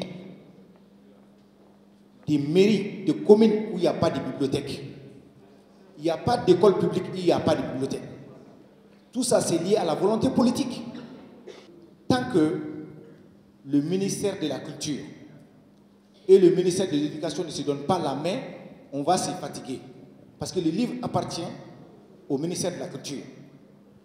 Mais les élèves sont au ministère de l'Éducation nationale. Okay. Aboubacar Eros Sissoko, vous avez écrit combien de livres? Aujourd'hui, je suis à mon 25e livre, mais je vous dis, ce mois-ci, je sors un livre pour enfants. Le mois prochain, un livre jusqu'en septembre. D'accord. Et j'ai 10 manuscrits qui vont sortir. Vous avez 25 livres. Est-ce que ça vous a rendu riche? D'abord, moi, je n'écris pas pour gagner, pour être riche. C'est-à-dire que j'ai des idées dans la tête. Si je n'écris pas, ce n'est pas bon pour moi-même. D'accord. D'abord. Bon. D'accord. Quand vous écrivez un livre,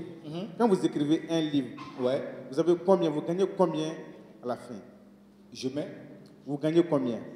Bon, moi je peux dire qu'au Mali on ne gagne rien. Mais quand j'étais en France, j'ai gagné 2 prix littéraires. Et on fait des interventions. Chaque intervention avec Mangala autour de Mali Sadio, j'ai gagné 1000 €, 650 000 francs. Voilà, donc du coup j'ai un peu gagné. D'accord. Mais ici, rien à faire. Merci. Bon, merci. Le livre n'est pas dans nos habitudes. Malgré tout ce qui est fait comme effort, il y a des acteurs qui sont là depuis plusieurs années, mais le livre est presque invisible. Moi, je l'ai dit dans le temps, les Maliens savent surprendre quand on leur offre des sujets qui les intéressent. Mais nous n'avons pas cette habitude-là d'acheter le livre. C'est une fierté lorsqu'on rencontre un auteur. Lorsqu'on a une connaissance qui produit un livre, c'est une fierté. Nous ne gagnons, en tout cas en termes financiers, il n'y a pas de gain. Mais nous avons cette reconnaissance-là. Merci. Merci, Mouhamad. Donc, je crois qu'on va donner le temps maintenant aux panélistes de répondre aux différentes questions qui ont été posées. On va commencer par le professeur. La première question sur le financement, effectivement, c'est les partenaires, les collectivités, l'État et le mécénat. Nous n'allons pas entrer, puisque le dossier est dans le pipeline, mais vous avez bien vu, c'est un peu ça. Et déjà, nous avions des soutiens de la part de certains partenaires. Et je pense qu'avec la volonté de l'État, ça va marcher. Et concernant la forte demande de bibliothèques, c'est vrai. C'est vrai qu'il n'y a pas assez de bibliothèques. Pas assez de bibliothèques. Certaines de nos bibliothèques ont été saccagées au nord. Nous avons monté un projet de réhabilitation des bibliothèques, mais malheureusement, nous sommes dans la situation que nous connaissons. Et je crois qu'avec, nous l'espérons, avec l'adoption de la politique nationale du livre et de la lecture, nous allons oublier tout ça. Maintenant, en ce qui concerne le numérique, je suis d'accord avec M. Konaté. Le numérique ne va pas faire disparaître l'analogique, le livre papier. Si nous prenons les statistiques de l'année dernière dans un pays que je ne vais pas citer, mais c'est un pays développé, le livre, en tout cas en termes d'industrie culturelle, est le premier, après la musique et le cinéma. Donc, la mort de l'analogique n'est pas pour demain. Et en ce qui concerne le numérique, je crois que c'est en balbutiement au Mali. Déjà, nous avons des jeunes qui ont créé une plateforme numérique qui s'appelle Bibook. Un nom que j'adore parce que c'est composé de mots bambara et d'anglais. Bi, ça c'est aujourd'hui, book, le livre d'aujourd'hui. Et vous pouvez acheter des livres sur la plateforme. Moi, c'est Idrissa Oumra. Je suis le directeur du Centre national de la lecture publique. Alors, concernant la lecture et spécifiquement les enfants, comment les amener vers la lecture, c'est la question qui avait été posée. Moi, je pense que pour inciter les enfants à la lecture, il faut d'abord créer un environnement favorable à la lecture. Parce que la lecture, c'est une activité qu'il faut aimer. Il faut aimer la lecture parce que ça, quand vous n'aimez pas, vous ne pouvez pas lire. Ça vous demande vraiment du temps. Et c'est un loisir en même temps. De sorte qu'il faut un environnement qui commence par la famille. Donc c'est aux parents de s'impliquer. Puisque lire un livre, c'est accéder à la connaissance qui permet de se prendre en charge, donc de s'épanouir, d'être un acteur majeur dans la construction du pays. Monsieur Niaré. Depuis 62 ans, bientôt 63 ans, nous sommes à un taux extrêmement inquiétant d'alphabétisation. 33,1%. Et parmi ces taux, il faut compter les illettrés, c'est-à-dire ceux qui ne lisent plus. Donc comment voulez-vous que ce pays, en réalité, se développe? Vous avez dit tout à l'heure dans votre propos liminaire qu'on aime parler de cette fameuse phrase de Mandela, un peuple qui lit est un peuple qui gagne, c'est ça. Mais on ne voit pas le contraire. Un peuple qui ne lit pas, on va dire en faisant simple, c'est un peuple qui perd. Non, il ne perd pas, non seulement il est perdu, mais il est asservi. Merci. Merci pour cette contribution. Donc on va permettre Makalou de répondre aux questions que vous étiez adressées. Merci beaucoup, monsieur le modérateur. Je crois qu'il y a des questions qui interpellent. Il y a M. Mamadou Menkoro Traoré qui parle de... Il n'y a pas de livre sur les métiers. Pourquoi vous n'écrivez pas sur les métiers? Je vais lui répondre. Moi, je suis en train d'écrire sur les métiers. Et d'ailleurs, j'ai quelques bribes qui sont sorties dans mon 5e livre intitulé « Comment combattre le chômage des jeunes au Mali » qui est sorti en France il y a une année. Il y a un secteur que j'ai touché, l'artisanat. J'ai fait beaucoup de recherches parce que sur l'artisanat et booster le secteur de l'artisanat pour l'emploi des jeunes. Et ensuite, il y a un jeune homme là qui parlait de la précarité de l'enseignant qui inculque les vertus de la lecture chez son élève et qui est habillé en loque, mais c'est sa personnalité à lui. L'enfant n'a qu'à tirer le vrai des livrets, ce qui l'intéresse, c'est l'intellect. Si l'enseignant ne soigne pas sa personnalité, c'est son problème. Pourquoi on n'écrit pas sur le processus d'acquisition de l'argent? Moi, j'en ai écrit, monsieur. Ici, oser entreprendre au Mali, une des alternatives à l'emploi des jeunes. C'est un processus d'acquisition de l'argent. Si vous l'achetez, vous allez comprendre comment est-ce qu'on se bat pour avoir de l'argent. Et ce n'est pas fini. Il y a un autre livre qui est là aussi. C'est mon 2e livre, Investir au Mali. 50 idées pour créer son entreprise et la reçue. Et 90% de ces idées sont sur l'agrobusiness. Je ne sais pas si vous êtes prêt à troquer votre costume, cravate, chemise pour une roue et vous retrouver dans un champ. Merci Makalou. On va permettre à Fatou et à Sekou de répondre à votre question avant de revenir à l'économiste. Fatou a beaucoup de questions. Hein. Par rapport à la problématique de la lecture des enfants, qu'est-ce qu'il faut faire aujourd'hui pour que nos enfants puissent lire? Parce que c'est une question essentielle. On a l'habitude d'entendre que les Maliens ne lisent pas, les enfants ne lisent pas, nos enfants ne lisent pas. Mais je pense que cette assertion est dépassée. Il y a lieu aujourd'hui d'œuvrer pour que les enfants lisent. Parce que pour que les enfants lisent, il faut que les adultes qui les accompagnent lisent d'abord. Et donc, à mon avis, il y a 5 questions principales qu'il faut poser et y répondre sincèrement quand il s'agit de la lecture des enfants. Est-ce que les contenus attrayants et intéressants sont disponibles d'abord? Est-ce que vous avez acheté pour vos enfants des contenus attrayants et intéressants qui les intéressent? Donc si ce n'est pas fait pour que les enfants lisent, il faut leur acheter des contenus intéressants et attrayants. Et cela n'est pas suffisant parce qu'on peut les acheter, on les dépose, les enfants ne les lisent pas. Il faut donc, en ce moment, faire en sorte que l'enfant puisse accéder à ces livres-là. Ce n'est pas seulement accéder, déposer, mais le prendre dans sa main. Et pour cela, il faut créer l'environnement qui est favorable à ça, monsieur le directeur le disait, mais aussi le temps, trouver un temps dans la journée pour faire lire les enfants. Et en ce moment, si le parent ne lit pas, si la mère ou le père ne lit pas, ce sont les premières références, les premiers exemples des enfants. Il faudrait trouver dans la famille quelqu'un qui les guide à entrer dans ces livres-là sans douleur. C'est-à-dire, cette personne peut être en mesure de faire l'équilibre entre le niveau de l'enfant et le niveau du livre et mettre ainsi dans les mains des enfants, de l'enfant en question, le livre qui correspond à son niveau et l'aider s'il ne peut pas le lire, à le lire.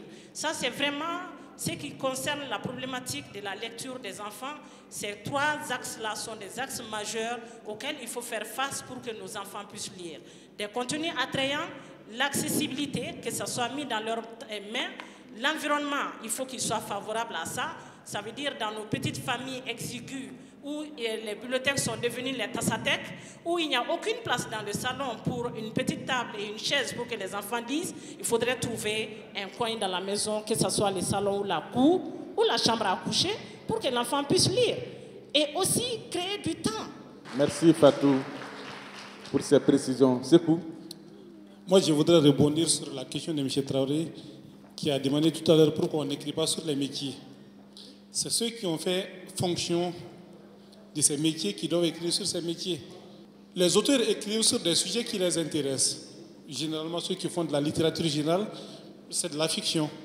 Mais quand on a besoin d'ouvrages spécifiques, on a besoin d'ouvrages sur un métier, c'est ceux qui connaissent ces métiers qui doivent écrire sur ces métiers. Sinon, quand un romancier veut écrire sur la menuiserie métallique, par exemple, ou sur je ne sais quel autre métier, ça, ce serait vraiment difficile. Ce serait de la littérature encore. Ils vont dire qu'il y a trop de littérature, on ne comprend pas. Tangara, on a une série de questions également pour vous. Arrêtez, à partir de cet instant, ceux qui sont là, de payer des cadeaux de smartphones ou des cadeaux d'anniversaire d'objets valeureux, mais remplacer ces cadeaux-là par des livres et des petits livres qui correspondent au niveau des enfants. Et ça, c'est des moyens pour amener non seulement les enfants eux-mêmes à prendre conscience de la nécessité de la lecture, mais aussi donner cet engouement-là aux enfants pour la lecture. Comment créer cet équilibre-là entre l'offre et la demande? Puisque dans mes propos, j'avais souligné le fait que l'offre existe déjà. Effectivement, l'offre existe, c'est ce qui a nécessité, c'est ce qui a occasionné ce débat-là aujourd'hui. Maintenant, la demande, on en a discuté, des collègues, des panélistes ont laissé des briefs là-dessus. Il faudrait un schéma simple, que l'État investisse dans les bibliothèques, et pas seulement des bibliothèques 4 murs et avec des livres à l'intérieur, mais les approvisionner en des livres, en des ouvrages qui correspondent à des différents niveaux de scolarisation et animer ces bibliothèques-là. Aussi, créer de la part de l'État et aussi des collectivités, créer des centres de lecture et en même temps les animer. Et dans les collectivités, on peut créer des espaces, des centres de lecture comme ça, animés. Et imaginez quelqu'un qui est à Niamana et s'il doit envoyer ses enfants pour aller lire dans le centre de lecture, ça sera au centre culturel français. Et ce qui engendre encore des coûts et ce qui va aussi augmenter le temps. Alors, si toutefois on a des centres de lecture animés dans tous les quartiers, dans toutes les communes, ça va booster l'engouement et aussi amener les enfants à lire. Il y avait une question sur la deuxième question sur l'impôt, oui, que j'ai beaucoup aimé en tant qu'économiste. Je vais dire tout de suite, pour répondre à cette question, il y a deux dimensions de l'impôt qu'il faut distinguer tout de suite. Il y a la première dimension qui porte sur le fait que l'impôt va être pris comme un élément du coût de production. Mais il faudrait savoir que l'impôt est toujours payé par le consommateur final. Donc, le producteur, les éditeurs et les auteurs sont d'une façon protégés de ce point de vue du moment où ils vont inculquer, ils vont incorporer l'impôt dans le prix de vente final. Mais c'est payé par le consommateur. Donc, du moment où c'est payé par le consommateur, ça va augmenter le prix de vente et ce qui va impacter négativement la vente. Et si on fait cette analyse simpliste que le prix, si le prix augmente, la demande chute. Alors, cela va entraîner une baisse de la marge bénéficiaire et de la part de l'éditeur et de la part de l'auteur. et en même temps va impacter le recouvrement de l'impôt aussi, puisqu'il faudrait qu'il y ait l'assiette fiscale puisse aussi grossir. Mais l'autre face qu'il ne faut pas perdre de vue également, l'impôt est considéré comme une source de financement. Et si une fois l'impôt collecté, les autorités le prennent et l'investissent dans l'industrie pour mettre en place des facilités et pour les maisons d'édition et des facilités et pour les auteurs, en ce moment-là, l'impôt va avoir un impact positif sur la production du livre et sur les maisons d'édition et sur les auteurs. Merci Tangara. On va faire un dernier tour de table avant de boucler. Mais en attendant, je voulais qu'on donne le micro à Sidi Danyogo, qui est là, qui est le partenaire de cette émission au cœur de l'économie. C'est une émission coproduite par l'ORTM et Spirit Communication. Sidi, et puis dites-nous combien de livres vous lisez par mois? Bonjour Sidiki, ça c'est une colle. Minimum, j'en lis au moins 1 ou 2 livres. Quand j'ai beaucoup de temps, c'est 2 livres. 2 livres par mois? Par mois. C'est très peu. En tout cas, minimum, j'arrive à lire au moins 1 livre. D'ailleurs, récemment, j'étais en train de lire le roman de Mademoiselle Sadia Touré, qui est L'éveil des silencieuses, un très bon roman, facile à lire, agréable, que je recommande. J'espère que ce n'est pas une publicité que Sidiki va me facturer. Je lis encore le livre de Ousmane Sy et j'avoue que je vois de plus en plus d'auteurs maliens qui font de très bons produits. Je suis moi-même agréablement surpris par la qualité de rédaction de nos auteurs. Et ça, on ne le souligne pas assez. Ça montre qu'il y a quand même une évolution significative, mais dans le silence, sans qu'on s'en rende compte. Et peut-être que je pense que le mérite de cette émission, et c'est l'occasion de remercier toute la direction de l'ORTM qui vraiment est très à l'écoute quand on fait des propositions, d'avoir compris tout de suite que voilà un secteur sur lequel maintenant il faut mettre la lumière.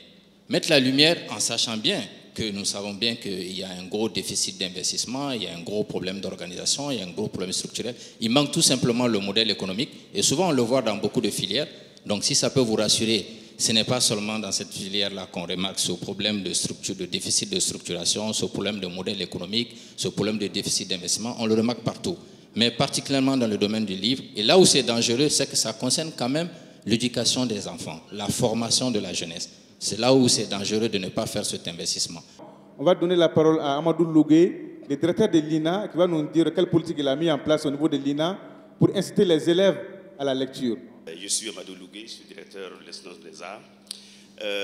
C'est effectivement une école suppose effectivement une bibliothèque. Nous avons une bibliothèque, quand j'arrivais, la bibliothèque était presque délabrée. Et depuis mon arrivée, effectivement, la bibliothèque est en train de vivre. Voilà, donc la politique du livre est en cours et en pratique à l'INA. Monsieur le conseiller du ministre de la Culture. Je voudrais, au nom de Monsieur le ministre, saluer cette belle initiative de l'ORTM et de Spirit, et surtout saluer tous les acteurs du secteur du livre présents dans cette salle et toutes les écoles qui les ont accompagnés dans cette initiative. Et je voudrais surtout dire que le rôle de l'État, ce n'est pas de donner de l'argent, mais plutôt de créer des conditions pour l'émergence d'un secteur, sinon d'une industrie du livre viable. Et c'est ce que nous tentons de faire avec l'élaboration du document de politique nationale du livre et de la lecture, et dont le document donc, va être introduit très bientôt dans le circuit d'adoption. Donc nous avons besoin de l'aide de tous pour que le dossier aboutisse et que le plan d'action puisse être mis en œuvre dans les 5 années à venir. Merci Salif. On va faire un dernier tour de table avant de boucler cette émission. Comment voyez-vous l'avenir de la filière livre aujourd'hui? On va commencer par vous, professeur. Je pense que l'avenir sera radieux. Samba a résumé la situation. C'est une question de sécurité intellectuelle, donc de sécurité tout court. Tout pays qui n'a pas son autonomie dans le secteur du livre n'a pas d'influence sur les esprits de ses enfants, c'est clair. Donc nous sommes condamnés vraiment à relever ces défis-là. Makalou. Merci beaucoup. Moi, je pense que l'avenir, il sera radieux. Déjà, l'amorce est là. On est sur un plateau. Il y a un public qui est là, qui vit. pays qui est venu soutenir le livre. Déjà, et ça c'est un grand pas. Et à mon humble avis, je pense qu'il faut valoriser les métiers du livre. Parce que c'est des métiers qui ne sont pas assez connus du grand public. Alors que c'est des métiers qui sont valeureux, porteurs, qui peuvent créer d'énormes richesses ici. Merci, Makalou. Tangara, je ne pense pas si... L'avenir du secteur passera par le numérique? Puisqu'on n'ose pas essayer l'ignorance, donc on va être optimiste pour dire que certainement il peut avoir un avenir radieux, comme il a dit. Mais je mets les choses entre guillemets parce que vous avez l'habitude de me dire que je suis pessimiste. Mais si on doit vraiment être très réaliste, il n'y a pas d'avenir pour l'instant. On ne peut pas parler d'avenir pour l'instant. Il n'y a pas d'avenir pour la filière? Pour l'instant, non. Maintenant, ce qu'il faut réussir, c'est de construire d'abord ce départ-là. On n'a pas pris le départ. Alors, comment on peut se dire ici que l'avenir va être certain, va être radieux? On n'a pas encore pris le départ. Donc on est au point zéro jusqu'à présent. On n'est pas sur la ligne de départ. Ah là, ça alors? Non. Non, je pense que, je pense que mon ami est dans la logique d'analyste en col blanc. Non. Et bien quelque part drapé dans son bureau, et voilà, sous la climatisation. Non. Je pense que l'avenir du secteur sera radieux. Oui, l'avenir sera radieux, n'est-ce pas, non? Vous n'êtes pas dans nos besaces ici, et nous savons ce que nous sommes en train de faire. Les écrivains, les éditeurs, les éditeurs, l'avenir sera radieux. Je suis d'accord avec vous. Et nous y croyons. Il faut être optimiste, ça j'ai commencé par là. Et je voudrais bien que l'avenir soit radieux. Je le veux très bien. Je le veux très bien. Mais soyons aussi réalistes. La demande, elle n'existe pas. Non, la demande, elle n'existe pas. On est en train de parler de l'économie du livre. Et parler de l'économie du livre, ce n'est pas la seule offre qui fera cette économie du livre. Il faut construire ce marché-là. Ce marché du livre n'existe pas encore au Mali. Il y a des écrivains, il y a des maisons d'édition, il y a une offre qui se construit, qui se constitue. Mais on ne peut pas parler de marché du livre encore au Mali. Maintenant, là où l'avenir va être radieux, c'est qu'on a pris conscience qu'il faut investir dans ce secteur-là. Et la preuve, c'est qu'on n'a pas encore une politique nationale du livre. Et c'est maintenant qu'on est en train de mettre cette politique nationale sur la table. Et la preuve encore, c'est qu'il n'y a que 15 000 lecteurs. Et 15 000 à 20 000. Pour 20 millions de population. Alors, ça c'est Bamako. On n'a pas encore parlé d'une délocalisation. Donc, alors, je veux bien croire que l'avenir sera radieux. Il ne faudrait pas que ce soit des politiques qui sont tout le temps votés, très bien dressés dans les documents et qui dorment encore dans les tiroirs. Allez-y dans nos universités et revenez me dire qu'il y a un marché du livre. Il n'y en a pas. Il n'y en a pas. Maintenant, puisqu'on a pris conscience de les construire, on félicite l'effort des écrivains, on félicite l'effort des éditeurs, mais on ne doit pas non plus cacher la forêt avec... Maintenant, les aînés peut-être sont choqués, mais aussi j'ai voulu être réaliste. L'avenir, il sera radieux avec tout ce qui a été fait. Voilà, merci. Donc, merci. Merci Tangara. Sekou, j'espère, pessimiste ou optimiste? Je suis obligé d'être optimiste pour la simple raison. Puisqu'on parle d'avenir, il ne faut jamais insulter l'avenir. C'est vrai. Il ne faut jamais insulter l'avenir. Il y a 50 ans, on se posait la question, ou il y a 40 ans, on se posait la question, est-ce qu'il y aurait une politique nationale du livre au Mali? Ça, c'est l'aspect politique.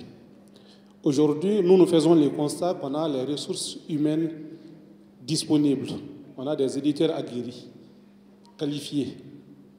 Nous défions quiconque en Afrique de nous dire que les éditeurs maliens n'ont pas le niveau des éditeurs des pays voisins, de l'Occident. La qualité des livres que nous produisons aujourd'hui atteste que nous avons l'expertise pour faire des bons livres. Ça, c'est le premier point. Si nous avons l'expertise, nous avons des auteurs qualifiés. Nous sommes quand même les pays d'Amadou Ampaté Ba, de Massa Makan Diabaté, d'Ibrahim Ali, d'Adamba Konare et de plein d'autres, de Yambo Ologem. Nous ne pouvons qu'être optimistes, nous, en tant qu'acteurs de la chaîne du livre. Déjà, on a dit, il y a la jeunesse qui est là, cette jeunesse qu'il faut entretenir, qu'il faut diriger vers les livres. Tous les moyens qu'on met à la disposition du sport et d'autres disciplines, si on les mettait à la disposition du livre, on aurait beaucoup de savants, on aurait beaucoup de grands intellectuels au Mali. Moi, je pense que l'avenir du livre serait radieux si nous arrivons à conjuguer tous nos efforts. Puisqu'on parle des perspectives, dans un an, nous aurons le Salon international du livre de Bamako, qui sera le point de départ de la grande fête du livre au Mali. Et désormais, tous les enfants du Mali, où qu'ils soient, nous nous déplacerons avec les livres à dos d'âne s'il le faut pour que les livres atteignent son lecteur. Vivement, vivement donc le Salon international du livre. Il a dit, je suis homme de lettres. On a commencé par une dame, honneur aux dames. On a commencé par Fatoumata Keïta, Madame Niari. On va terminer avec elle. D'autant plus à que vous, le genre, l'honneur. la parité n'est pas respectée dans ce panel. Il fallait le faire. Et on le dit, le pessimisme est d'humeur et l'optimisme est de rigueur. Le pessimisme est d'humeur, l'optimisme est de rigueur. Nous n'avons pas le droit d'être pessimistes. Nous ne pouvons même pas être pessimistes parce que nous sommes les combattants de ce terrain depuis toujours. Et parce que nous y croyons que nous continuons. Et nous allons continuer. Et l'avenir va être radieux. L'avenir va être radieux lorsque notre politique sera adoptée. Elle sera radieuse lorsque nous allons être en mesure de créer des librairies dans les régions. Il sera radieux lorsque nous allons créer des bibliothèques au niveau scolaire pour les approvisionner aussi. Il sera radieux lorsqu'on va créer des centres de lecture pour les animer et donner le goût de la lecture. Il sera radieux lorsque notre État, le Mali, auquel nous croyons, va inscrire dans les programmes du Mali des livres des auteurs contemporains. Il sera radieux lorsque le peuple malien, les parents vont aider les enfants dans les familles à avoir le goût de la lecture. Moi, je suis optimiste, j'y crois, parce que nous y croyons que nous sommes ensemble et ensemble, nous allons réussir. Merci beaucoup au ministère de la Culture, merci au ministère de la Culture, merci à l'ORTM, merci à Spirit, parce que je sais que ça, c'est le début de quelque chose. On a toujours décrié le fait qu'il y a peu d'espace de communication et de diffusion de la pensée écrite. On a aussi décrié le fait que les radios, les télés et tous les espaces qui doivent promouvoir les livres sont insuffisants ou inexistants. Aujourd'hui, ça commence et nous espérons que ça va continuer. Merci à vous. Ce ne sera pas, en tout cas, la dernière émission, promis. Grande est la fortune de celui qui possède une bonne bouteille d'eau, bien sûr, un bon livre et un bon ami, disait Molière. Le rôle du livre est inestimable. L'État doit donc vraiment s'intéresser au secteur, l'aider comme il le peut. Aux professionnels du secteur du livre aussi de mieux s'organiser pour bâtir une véritable industrie du livre et nous dévoiler enfin ces trésors cachés entre les lignes. C'est sur ces notes d'espoir que nous bouclons ce débat. Merci à tous nos invités. Merci à vous aussi, chers invités, chers partenaires, chers téléspectateurs. À vous, Nyanya Alou Traoré. Merci beaucoup, Sidiki Damlé. Nous voilà donc à la fin de cette émission. Merci au Mémorial Modibo Keïta. Merci à nos invités. Merci à toute la salle, à tous nos intervenants dans nos différents reportages. Et merci à nos téléspectateurs. C'était là votre magazine au cœur de l'économie consacrée à l'industrie du livre, un trésor inexploité. Nous vous donnons rendez-vous très bientôt sur votre télévision nationale pour d'autres problématiques au cœur de l'économie malienne. Merci à toute la production conduite par Amadou Baba Diallo. Merci à Spirit Communication pour son accompagnement de taille. Merci à Alassane Sidibé. Merci à tout le monde. et bonsoir. À très bientôt.